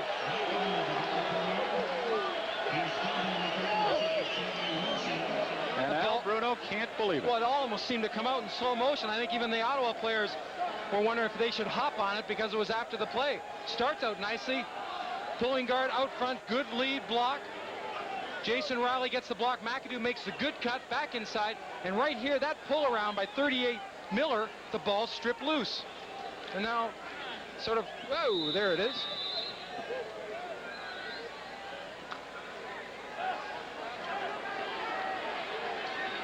Well, there's a big story in this game. And Ottawa now with a chance to expand on their 3-point lead from the 44 of Hamilton. Hobart over the middle has Conrad open inside the 40. And he can't get away from Giftopoulos down at the 37, but he has a gain of 7 yards. That specific play can be very effective if you've had success sprinting out. You send both backs up, And the fullback is often called the three-back. It's called three-sneak, where Conrad will wait for the linebackers to see him hook up and block. They'll run out to their areas. He just comes across the grain. Three-sneak. Three-sneak. Three-sneaky. I like that. 2nd and 3, Ottawa from the Hamilton 37. Conrad, and he busts off the right side for 7 more yards to the 30 and a first down. Again, the Hamilton defense giving up a lot of yards tonight. They allowed 465 against Saskatchewan, and Ottawa rolling it up tonight. Ken Hobart has not thrown an incompletion since he came in the second quarter, and Mike Kerrigan having a pretty good night, but 2 interceptions kind of flaw what Kerrigan has done. Last play, David Conrad spinning through. Great run to get a first down, but lost his shoe. Maybe even twisted an ankle at the same time, and that'll bring in ex-Ticat Jed Tommy. Goldman called Conrad the most improved player on their team from last season, and he's been a pretty handy player over the years, but he has improved immensely, according to Steve Goldman. I'll show you here. He hits up and then gets straight up, a bit of a face mask right there, which makes him spin. But again, presence of mind, even though you're going backwards, there's no sense in stopping your leg movement. And because of that effort, that's what gets him the first down. Toronto Argos have made a number of lineup changes for tomorrow night's game in Winnipeg against the Blue Bombers. We'll have that on the Canadian Football Network, Dave Hodge and Nick Pastaya. And we'll be joined at halftime by the Commissioner of the Canadian Football League, Donald Crump.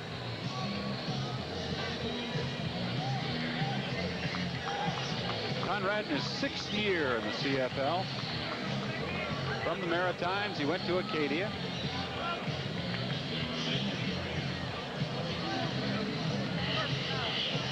Well, get that mouth guard in, warm that leg up, and get ready to get into it, because the way Conrad is limping off, now he's into a bit of a jog. Jed Tommy might get just more than one play. Lives in Ottawa and has in the offseason, Tommy, and that's why he was going to retire from Hamilton last year, because he has a job in Ottawa, but they were able to work out a trade. Hamilton got a 2nd-round pick and sent him to Ottawa. Hobart wants to throw and does, and completes it down to the 17-yard line.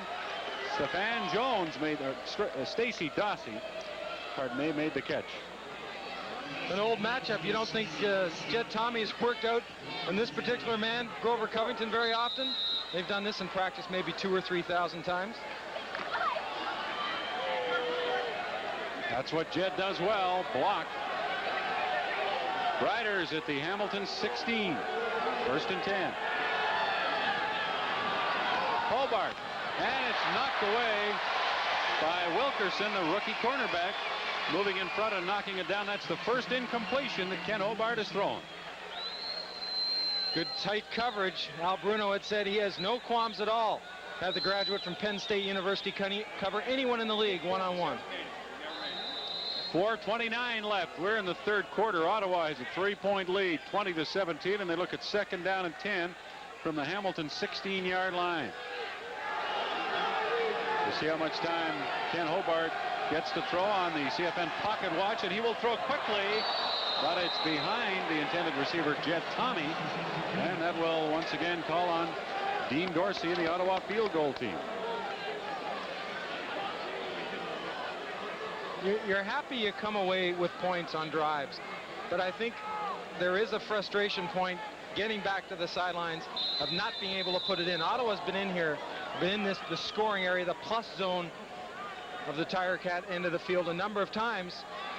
Field goals are great, but you like to stretch it out. You want to get a lead. You want to get 6 and 7, not 3 and 1. Dorsey missed his last drive from the 37. This is a 23-yarder, and this one is good. And it's now a 6-point lead for Ottawa with 3:55 left in the 3rd quarter. Field level temperature at Iberwin Stadium has dropped a degree, 27 Celsius now, and we've had a sprinkle of rain in the last minute. It's really cool enough, isn't it? Now down there, it's still very close. Wally Zatelny from the 15. He ran one all the way back for a touchdown to start the second half, but a penalty wiped it out. And he runs a long way with this one to get it to the Hamilton 47-yard line. Talking about those field goals that Ottawa had to settle for Neil, they've tried 6 field goals tonight. They've moved the ball to the Hamilton 16, the 17, the 9-yard line, the 24-yard line, the 30-yard line, and the 39-yard line 6 times in scoring territory and had to try field goals. Made 5 of them, but when they look back, if they lose, they'll wonder why they couldn't have got in for some touchdowns. Exactly. It's like last week. 84 plays from scrimmage, not enough points. Even if they win, they'll look back and wonder, but they won't be as upset. Kerrigan, first down completion. And down the sidelines and out of bounds is Walter Murray, who makes his first catch of the night. And that will sit well with the owner of the Hamilton Tiger Cats, the very hard-working owner, David Braley.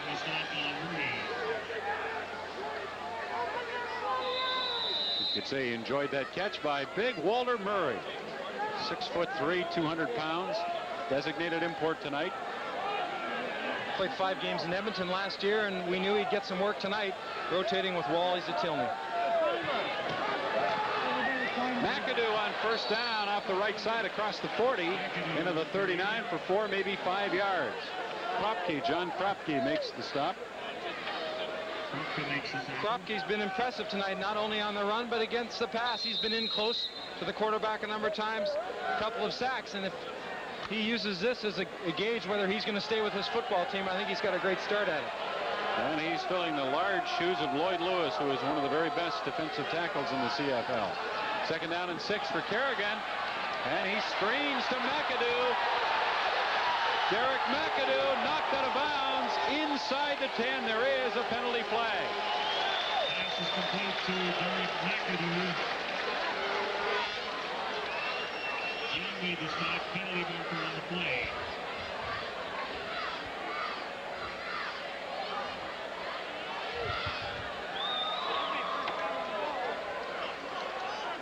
Illegal block. Hamilton number 21. First down. Wally Zatilny, boy, if penalties ever hurt the Ticats in the second half, the big one, a holding call that wiped out the kickoff return for a touchdown by Wally Zatilny. The penalty took place after the first down was made, so Hamilton will have that first down, but not nearly the yardage that they first thought they'd had. Al Bruno told us yesterday he was not going to worry about the officiating anymore because it's something you can't control, but he looks a little worried about it to me. Upset with it would be a better description. Kerrigan throws for Winfield, and it'll be intercepted at the 5-yard line. Diving interception by Brett Young, and that's the 3rd one of the night for Ottawa.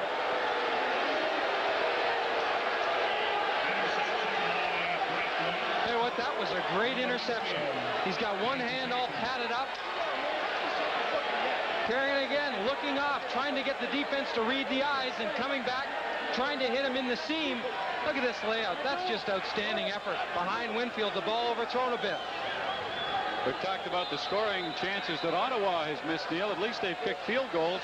Hamilton has turned the ball over deep in Ottawa territory as Todd Dillon warms up and prepares to come into the game, we would guess. Ken Hobart replaced Damon Allen in the second quarter and hands off to Reggie Barnes off the left side. He gets a couple of yards. Brett Young is from Oregon University in his second year with Ottawa.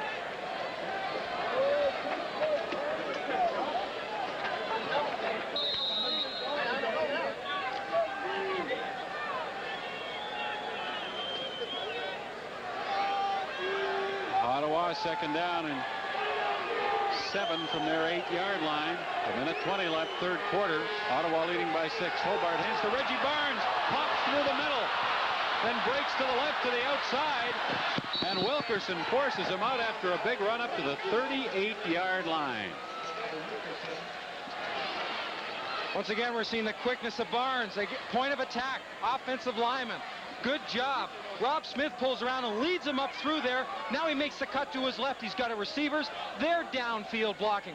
Everyone in the offense on running plays are going down and getting in front of a Ticat and making it possible so Barnes can get into that second level, the linebacker area, and then pop one. 31-yard gain. Sometimes you have to wait for an injury to get your chance. Tony Cherry's hurt. Reggie Barnes is playing. And is he playing? Hobart throws to Stefan Jones. Nice diving catch, close to a first down. It looks like it will be a first down for Ottawa up to their 49-yard line. You can really see that Stefan Jones is worried about that one hand because all the catches he's making, and they've been some good ones, he's trying to get his hands under the ball if they're low. He's a little bit concerned, I think, to go ahead and pop those hands out in front of him like he usually catches the ball away from his body. Stefan Jones has a touchdown tonight for Ottawa. Riders from their 49. Hobart, and he'll take off and gain 4 yards. With the score, Ottawa 23, Hamilton 17. Let's pause 10 seconds for stations from coast to coast to identify themselves. You're watching the Molson Canadian Football Network. This is CHRO-TV, Cable 6.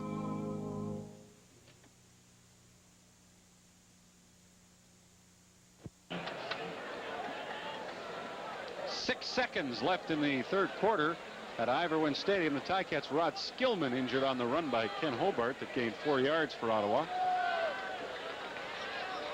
And again, he'll have to leave for 3 plays. Mark Napier-Kowski will come in to replace him. That rule is one that bothers Al Bruno, because what happens if a player just busts a strap in his shoulder pad? Get it fixed and one play can go back in. So I know that's an issue he wants to address. Second down and 6. Hobart in the pocket. He'll take off. He'll get the first down and a little bit more, sliding to the Hamilton 47. And that play concludes the third quarter. Ottawa with the football and a first down and a 6-point lead. Backs at Iverwin Stadium. Reggie Barnes approaching 200 yards rushing for Ottawa, and Derek McAdoo closing in on 100 for Hamilton. The fourth quarter begins. Ottawa with the ball at the Ticat 47. First down. Reggie Barnes again, and he adds another 20 or so to his total down to the Ticat 28-yard line. Well, whatever blocking scheme the offensive line are using, it's certainly working tonight. About 245 yards worth. Kind of beats their average last year. They had a 91-yard average last year. Offside tackle. Rob Smith pulls around, gets a great block on the linebacker. They're hitting the holes and making the blocks very crisply. Hobart, lots of time, and he never hesitates to run. Strings it outside and is forced out at the 25-yard line. A long run to pick up 3 yards for Ottawa. We talked about blocking downfield by the receivers to make a complete play to help those running backs out in case they do break another one. Nothing can be more aggravating. Was going to be a pass. All right, quarterback takes the ball, he's going to run. Now I have to be an offensive lineman. And a good job Reddick is doing. Stephen Jordan has had about enough of him on that play. Stefan Jones and Stephen Jordan.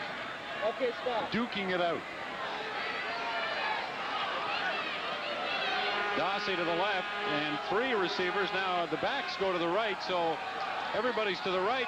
Over the middle, wide open, and Conrad is leveled by Stephen Jordan, and there was a flag on the play.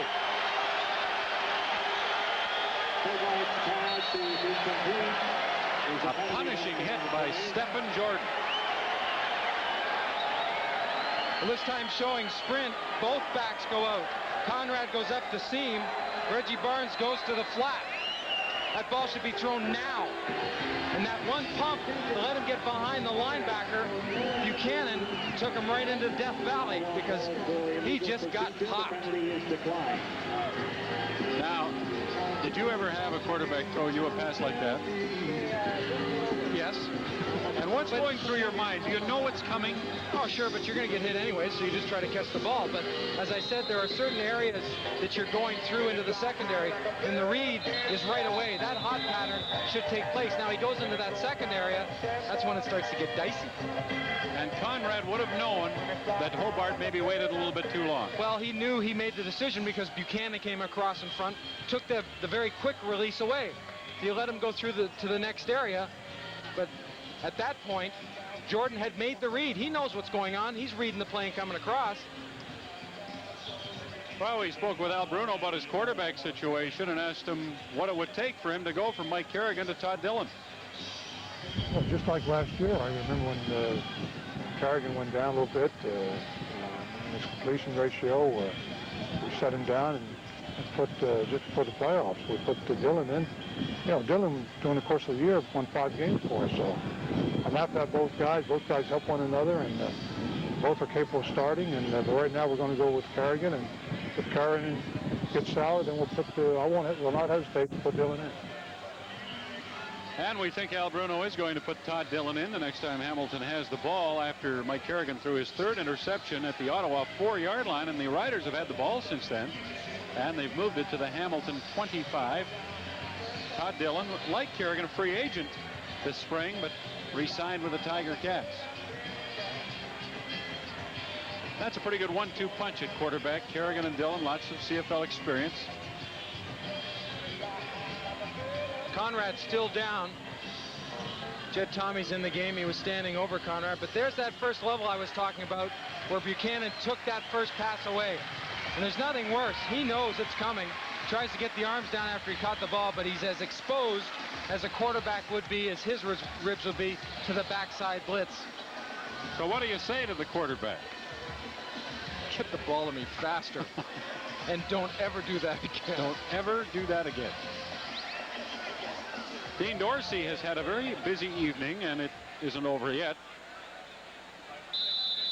1:11 into the 4th quarter. Ottawa can make their lead grow to 9 points if Dean Dorsey can make a 32-yard field goal. Hobart the holder. Dorsey has it there. It's 26-17 for the Ottawa Rough Riders. 5th field goal of the night. 6th, pardon me, for Dean Dorsey. 6 field goals tonight.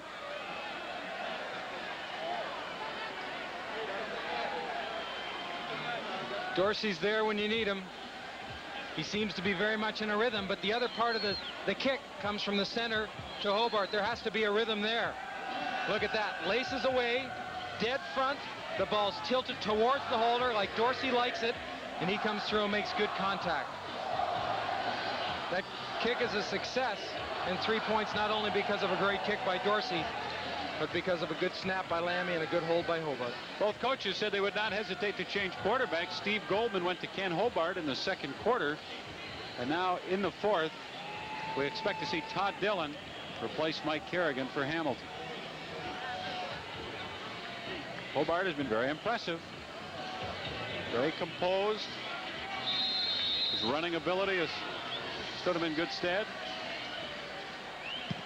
Dean Dorsey kicks off. Wally Zatilny waits at the 17.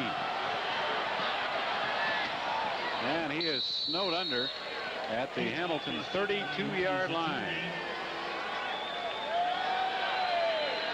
And the crowd here at Ivor Wynne approves the move as Todd Dillon, 28 years of age, 5th year in the CFL, enters the game.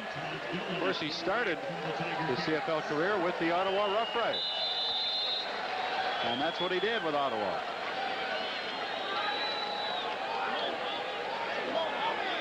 Dillon replaced Kerrigan in the East Final last year against Winnipeg and played very well in helping the Ticats win that game. And he screens to McAdoo on his first play, and McAdoo bursts out to the 50, still going to center field, up to the 52-yard line of Ottawa. Be interesting to keep track of how many yards McAdoo gains after he's been hit and actually wrapped up by a tackler, because he gains an awful lot. Very impressive, again, having success with that screen. See him slip between the offensive tackle, Gorell, and Jason Riley. Then they release upfield. Good blocks by knocking people down. But this is impressive right here. 25-yard gain. Ticats at the Ottawa 52. Dillon. And he's sacked back at the 52 of Hamilton. Greg Stuman has been prominent tonight and was again. Well, Stuman gives you so much as a rusher, and I can just imagine having to block him because of the versatility he has in his rush. Sometimes inside, sometimes out, and the tenacity of coming back upfield. Good job of pocket outside, then the sack came from the inside. So there's the sack total, and Greg Stuman has played a leading role in it as Dillon drops back to throw. Dumps it off to Sam Laux, who gets to the 47-yard line of Ottawa. on 2nd and long. That's not enough for a first down. It's 5 yards short. And Al Bruno, well, he's going to leave Todd Dillon in. It looks like Bruno is going to, no, here comes Osbaldiston now. So Osbaldiston will apparently try a very long field goal. Well, he has a strong leg. He's proven that many times. And he's got the breeze behind him.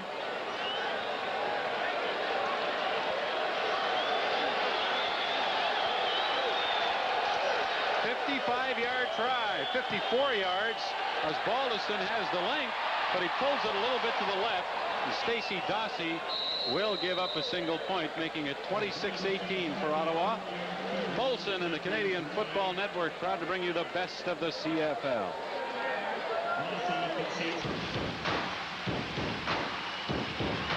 Can't get enough.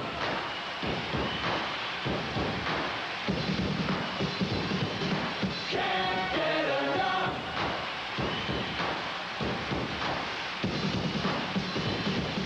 Can't get enough.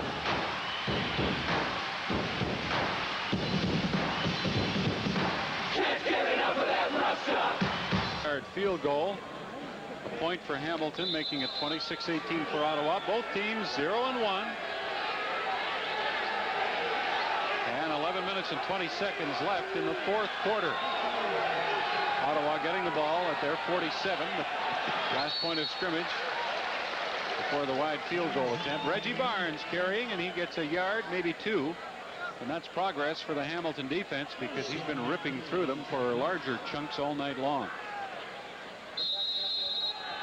Well, you have to have a thick skin to be a quarterback. When you get pulled out, you have to understand that someone else has the opportunity, and Ken Hobart has taken advantage of that opportunity. And Hobart's done that basically in 2 full quarters of play. 2nd and almost 10, Ottawa. From the 47, Hobart throws long. The wind has it, and Stacey Dossie doesn't. He was well covered, but that one was held up by the wind. A pass that all of a sudden becomes very dangerous in the eyes of a quarterback because he sees the wind pull it up, and just like a punt, it starts to flutter, and when it stays in the air a little longer, it gives that defensive secondary a chance to get to the ball and a chance to pick it off. There is no doubt, though, that Ken Hobart is throwing as well or likely better than we saw him earlier in his CFL career. Haven't seen him bounce one yet. Not yet. They kid him about that all the time.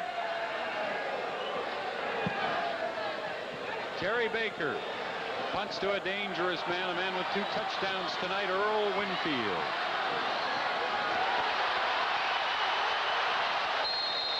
Well, he somehow got that back to the 35, an 18-yard return, and it didn't look like there was anything there. It's guaranteed win night at McMahon Stadium. No problem for the Stampeders. They've jumped out to a 3-0 lead over Saskatchewan. 28-yard field goal by Mark McLaughlin. Here at Ivor Wynn, it's a 8-point lead for Ottawa with 10 minutes left in the fourth quarter. Todd Dillon throws to Rocky DiPietro, and Rocky did something he seldom does. He dropped the ball. You're right, that's a rarity, and he knows it.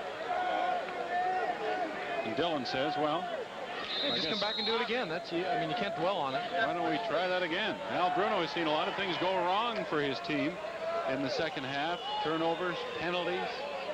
Now a drop pass that would have given them a first down. 2nd and 10 from the Ticat 35.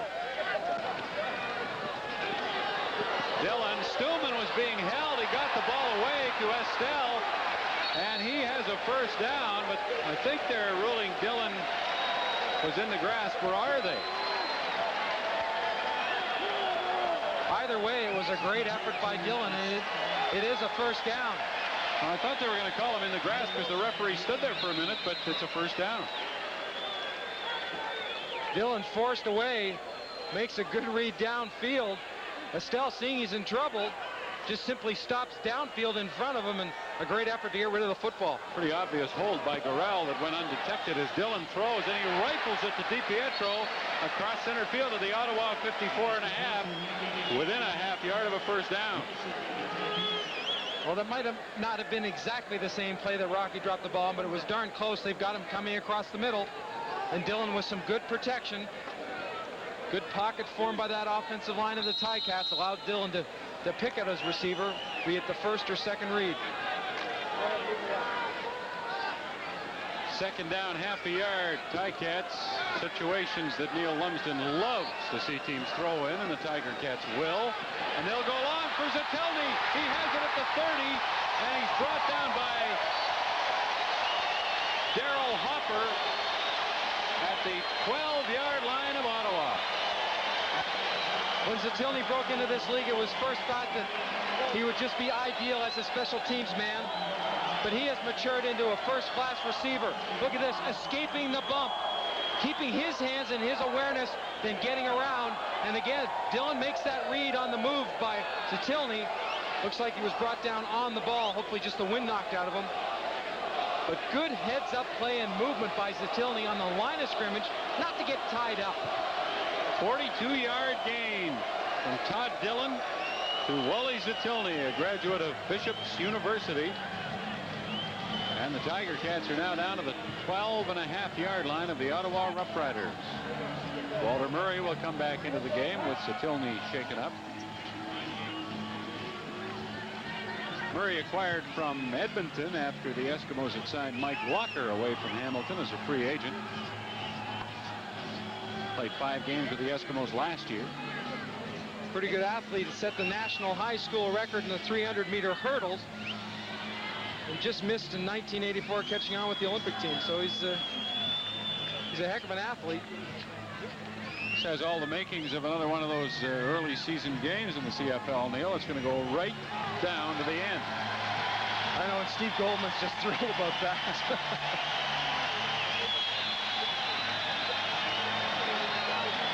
Well, they love Wally Zitelny here in Hamilton. Not so fond of him right this minute in Ottawa. Ticats and Todd Dillon. From the 12.5, Winfield right, Murray left. Dillon looks right all the way, throws, and it's a low pass that's caught, but there are flags down. Lee Knight made the catch.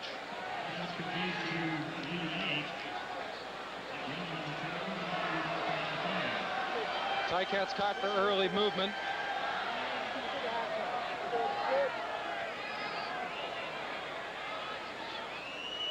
Discipline in scoring territory. You can't make mental mistakes. Procedure.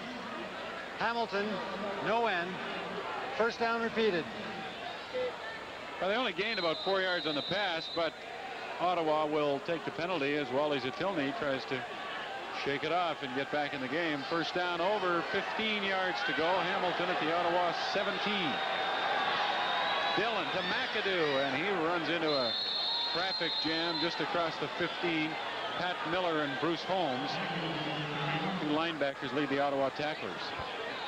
Both those guys can fly around. You throw Patrick Wayne in there, who's having a good season, brought 2 sacks into this game, and you've got 3 linebackers that I think that the Ottawa defensive coordinator is happy to have. A little more seasoning, and they get even better. They'll be quite a group. From the 15, 2nd and 13. Dillon has it knocked away, intending it for Winfield. Daniel Hunter diving, I think got a hand on it to keep it out of the arms of Earl Winfield.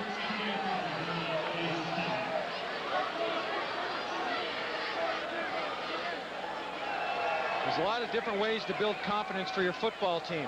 I think Ottawa's jumped a few of those hurdles tonight. Once when they brought the ball out from the shadows of their own goal line, a couple plays, and then Barnes makes a great run right here.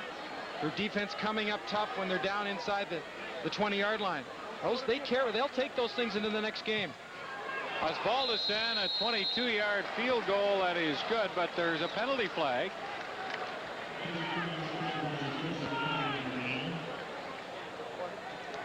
Offside. Ottawa number 26.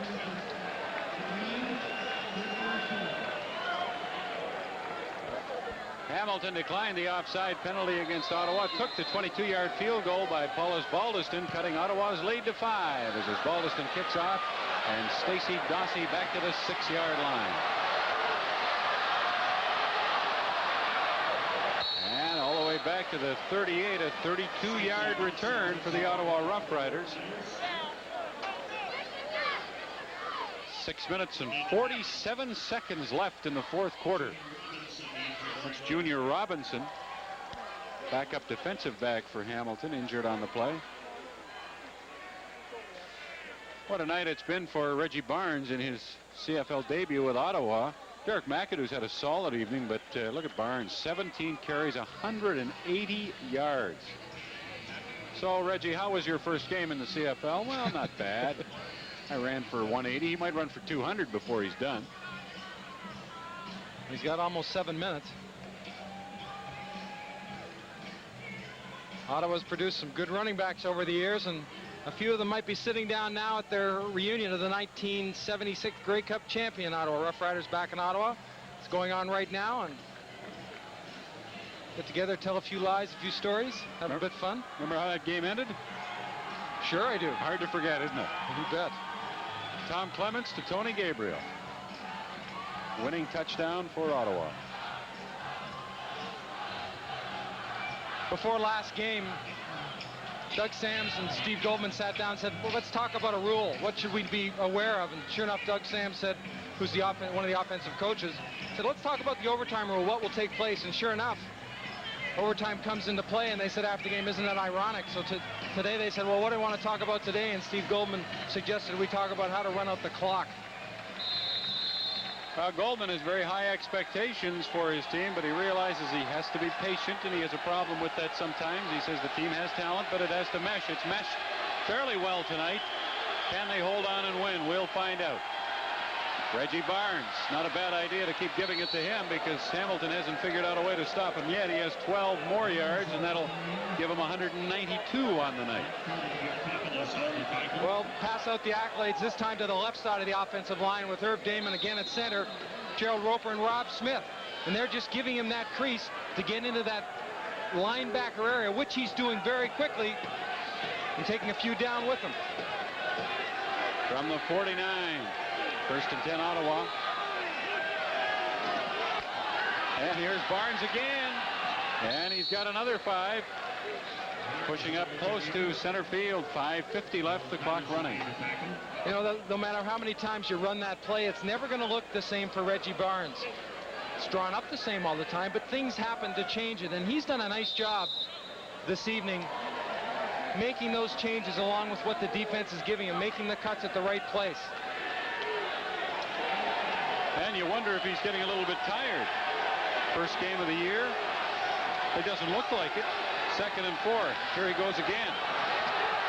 This time he's stopped for a loss of 5 yards. Giftopoulos, who's had a solid game, makes the play. This is a backside play off the play that they've had success with.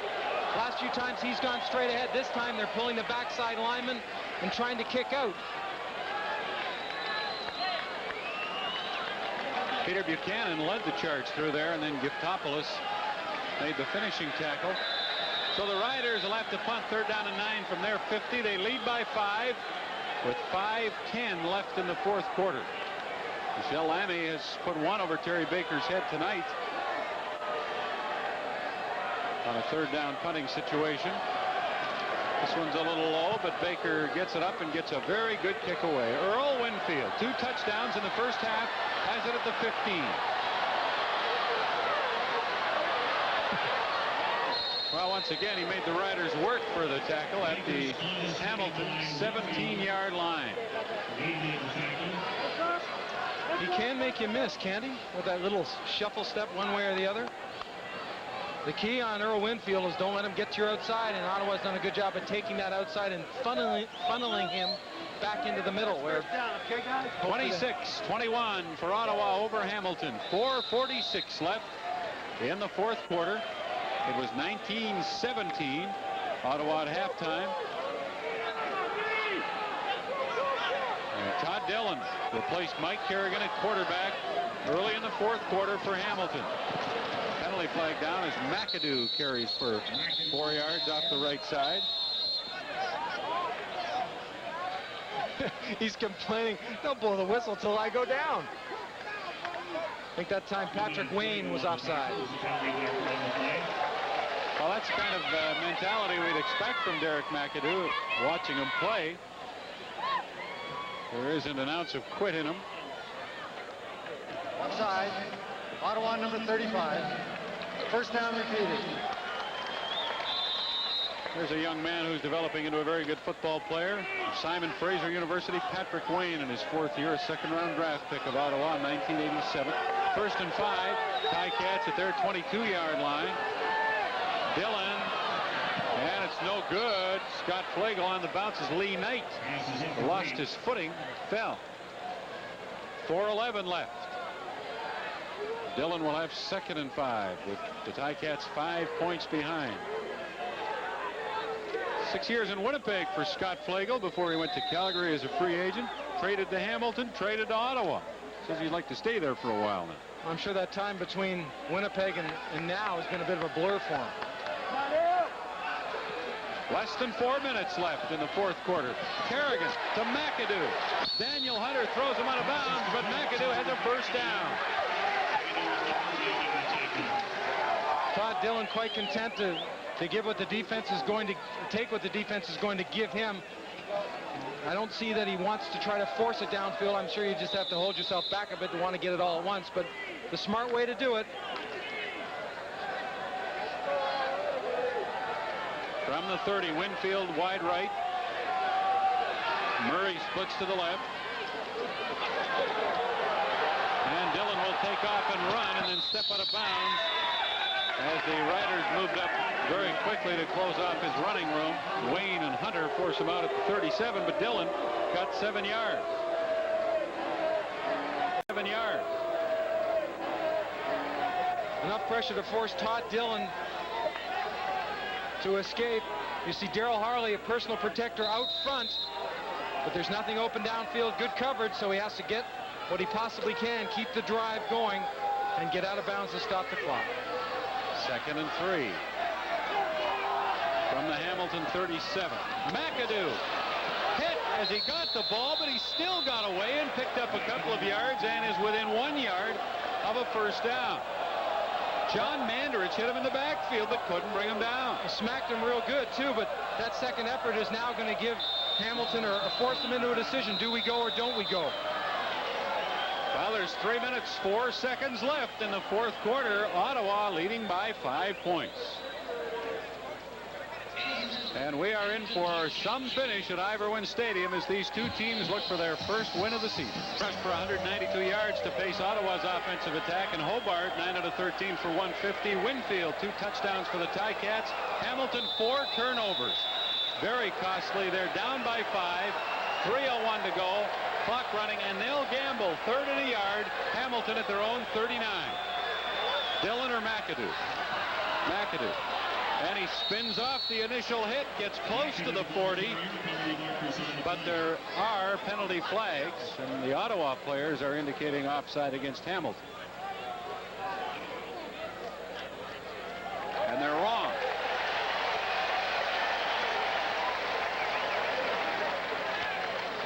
I don't know if McAdoo made it or not, but they'll get the first down.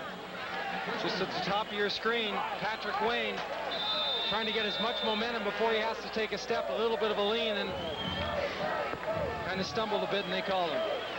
So the drive stays alive for Hamilton, and the clock down to 2:49. Ticats from their 44-yard line. Dillon has a man open, Murray at the 45, and knocked out of bounds at the Ottawa 38-yard line. Big gain for Hamilton. You'd almost have to think there was a bit of a breakdown because Walter Murray was too open. Number 28, Daryl Hopper, I think was trying to guess. He was going inside, turned his shoulders and his hips to break with the post cut, and Murray fooled him. 28-yard gain, and now this is a situation where the Ottawa Rough Riders have had all sorts of trouble over the years. The poise that's needed late in the game. Troy Wilson showed it there with tight coverage to knock that pass down, intended for Rocky DiPietro. But this is crunch time, and this is where the Ottawa people have to come through if they're going to turn that trend around that has seen them have such a dismal time in recent years. Can they do it? Todd Dillon will try to see to it that they can't. 2nd and 10. The ball at the Ottawa 38. And here's a little shovel handoff to McAdoo, and he'll get a first down all the way to the 19.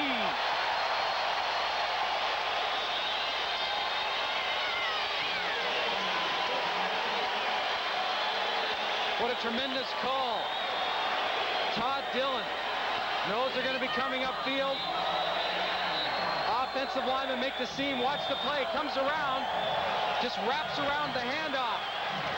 All the defensive linemen are upfield almost equal to McAdoo when he gets the ball, and then again that extraordinary effort. From the 20, Dillon's pass is tipped and almost into the arms of a couple of Ottawa players down around the 12-yard line. John Kropke got a hand up to deflect it. 2 minutes and 10 seconds left. 26-21, Ottawa leads. Rider defense trying to hang on.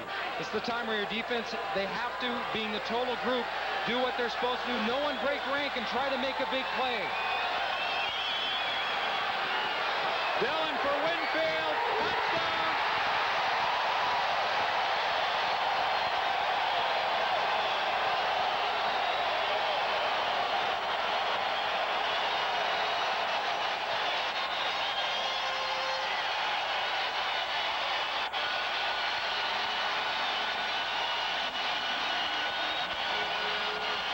Great protection and a great throw. Straight back, look at the pocket. No pressure, ends are outside, and Dillon puts that ball into one area. Play goes on his way, but it doesn't matter because Winfield has himself in a position behind Daniel Hunter. As I said, the ball was dropped in the hole, right where it was supposed to be. Third touchdown of the night for Earl Winfield.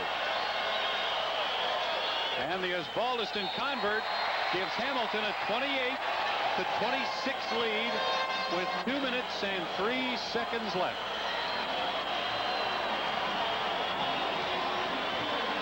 Todd Dillon, I'm sure, has been looking forward to this opportunity, and he's got it and taken advantage of it. And I'll tell you, it's a great rush to bring your team back.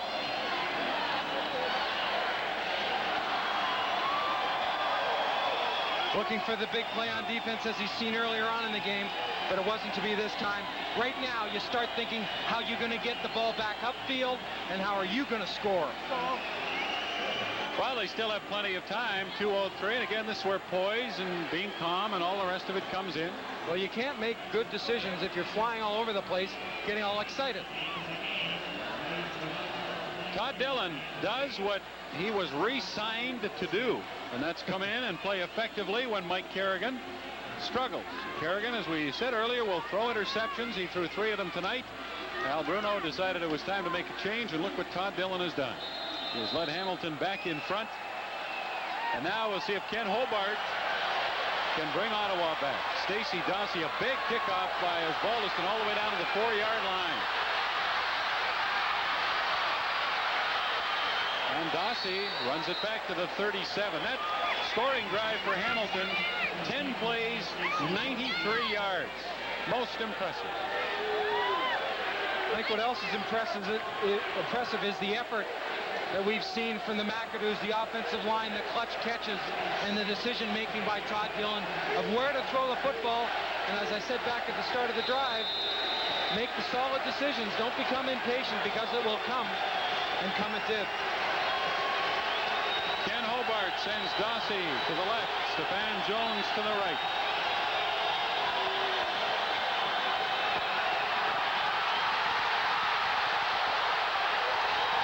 Hobart will lose 4, maybe 5.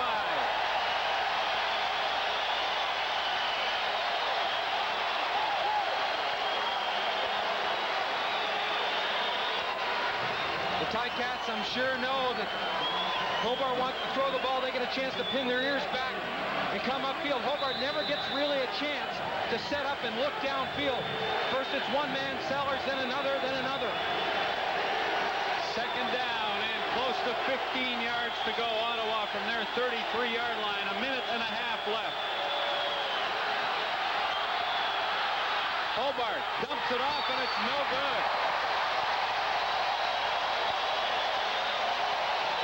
Jed Tommy, the intended receiver, a play that was not going to get a first down. Hobart had to go downfield with that pass. And what do you do? A minute 27 to go.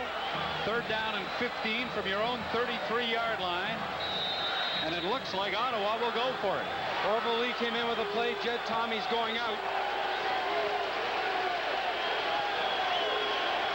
I think some teams would punt and hope to hold, but then you risk not getting another chance.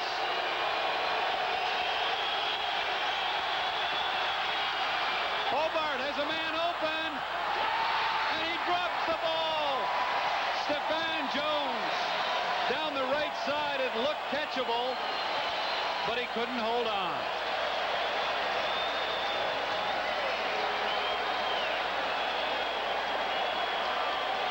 The play and the opportunity that you want. Good protection. Jones releases inside, then stretches it back out. And it looked like the ball was dropped right there, and it was. So with a minute 20 to go, Steve Goldman wondering what his team has to do to get a win. And it doesn't look like they'll get this one here tonight, with turning the ball over now at the Ottawa 33-yard line.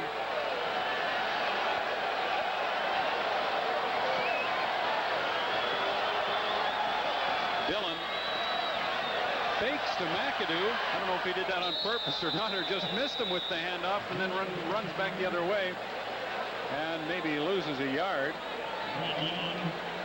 Of course, the Ticats had a lead in Saskatchewan last week and wound up losing the game when they turned the ball over on an interception deep in Saskatchewan territory. I think we look for them to keep it on the ground here tonight, Neil. I think that's a safe bet.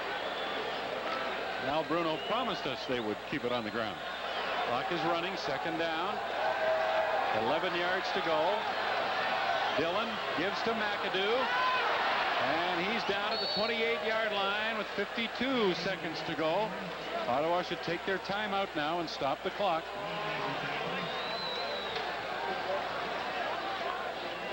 Because they can manage the clock when they get the ball back, or at least try to.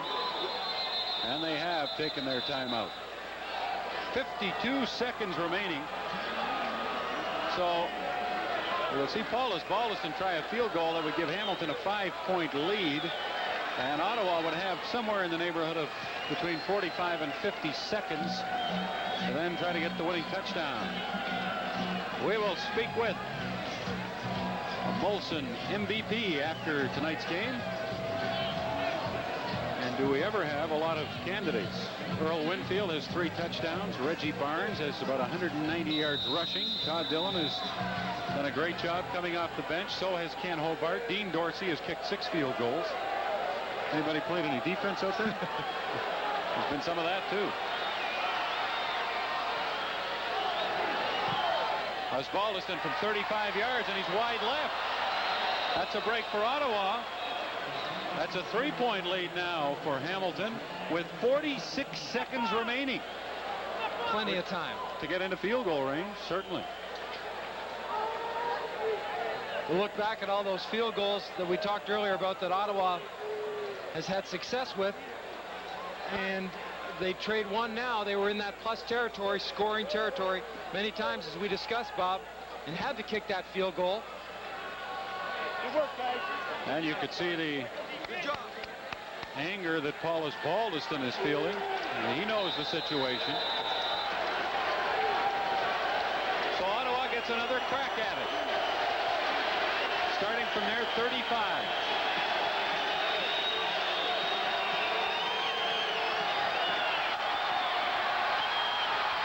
Hobart to Dossie, wide open at center field. He's down right there. There is a flag on the play.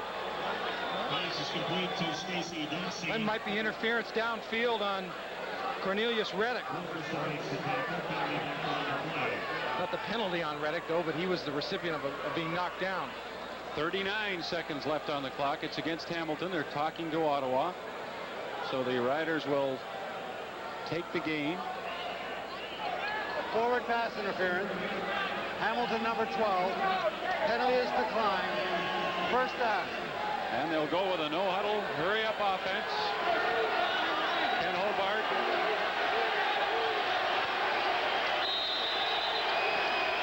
Ready to go.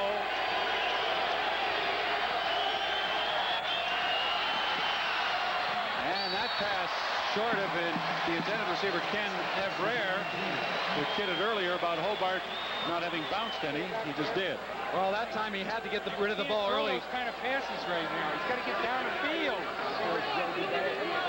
Pressure by Hamilton, bringing the linebackers Patterson and Corbin. Not just going to sit back. David Braley, owner of the Ticats. A little concerned, a little worried. 2nd and 10. Hobart throws it deep. And Stacy Dawsey, did he catch it? No, they say he didn't. He did not have control. He's arguing that he caught it and then had it pulled out, but they roll an incomplete pass. To get away from some of the pressure from the last time, Hobart's going to roll a little bit. He sent his backs left, then sets up, gets good position to throw the football. The Sellers hanging on him, and downfield it looked like Dawsey did have it for a split second. I don't think long enough to call it a reception, though.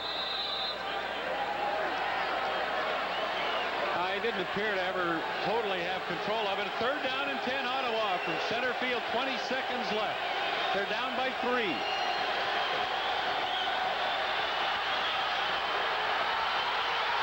Hobart is sacked by Covington.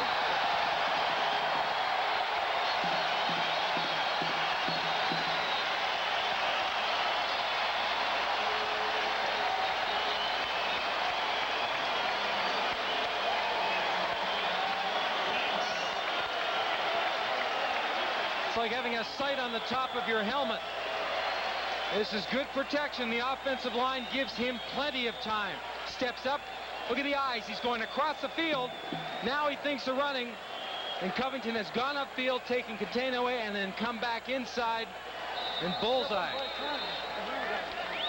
That will do it. 13 seconds left. Hamilton ahead 29-26. And the Ottawa Rough Riders will drop to 0-2 as Todd Dillon drops to his knee. And they've played hard, Neil. They've fought hard. They're obviously a much better team, Ottawa, I mean. But they have to start winning, or all the good feelings and all the rest of it starts slipping away. You're right. You can only feel good about yourself so long about the things you do and try to be optimistic. But now, I mean, if they'd won this game, they could go in and watch the tapes and be optimistic. This time, they go in with a sour taste in their mouth because they've lost another close one. They made the same mistakes, but they lost it. Ottawa had a 26-17 lead. In the 4th quarter, Todd Dillon rallied the Hamilton Tiger Cats to a 29-26 victory. The Ticats now 1-1. And Ottawa, disheartening loss again. They slipped to 0-2 early in the CFL season.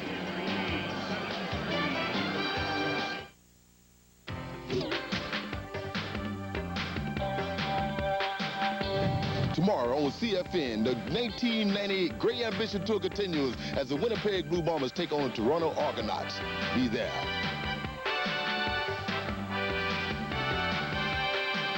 Tonight at Iverwin Stadium, a frantic finish. The Ticats scored 12 points in the 4th quarter to beat Ottawa 29-26. Todd Dillon came off the bench, and the winning score was a pass to Earl Winfield, and it was Winfield's 3rd touchdown of the night.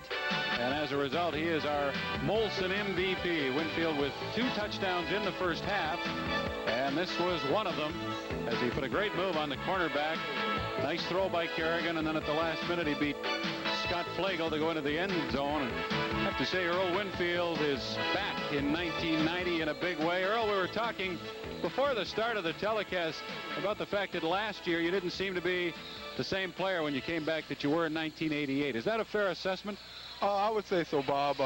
You know, I got a late start last year, And I went out to the 49ers, and I came back, and I got some injuries, and it was a slow year for me, but I'm happy I'm off to a good start this year. Settled back in here in Hamilton and ready to take the league apart again, are you? I want to come out and do the best I can do whatever I can do to help my team.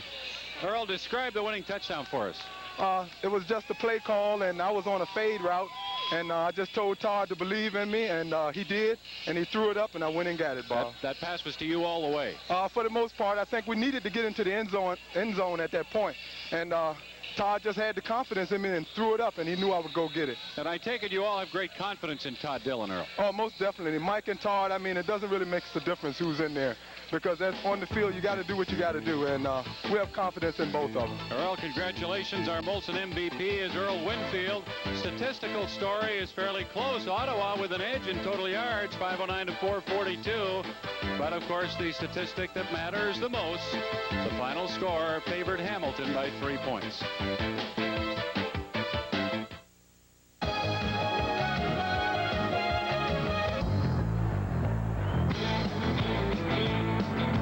As the head coach of the Ottawa Rough Riders, the fans of this city are extremely important.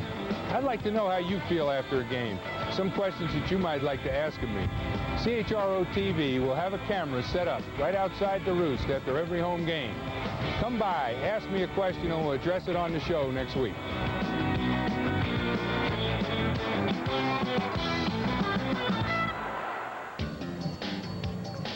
Well, another thrilling finish early in the 1990 CFL season. A great comeback for the Hamilton Tiger Cats, but Neil Lumsden, more heartbreak for the Ottawa Rough Riders. You walk into the dressing room, I'm sure they're just throwing their hands up there saying, what do we have to do to win a football game? There's a couple things. When they get a chance to get in the end zone for 7 points, they've got to take advantage of that. They can't walk away with 3 points all the time. I think that's what will be stressed as an offensive team. Defense, they played them tough, and Hamilton, as usual, some experience came through in the end. Well, we expect something similar to this tomorrow night when we're in Winnipeg for the Blue Bombers and the Toronto Argos. And we'll have that at 8:30 Eastern Time on the Canadian Football Network. Here at Ivor, when it was 29-26 Hamilton over Ottawa. Good night from Hamilton.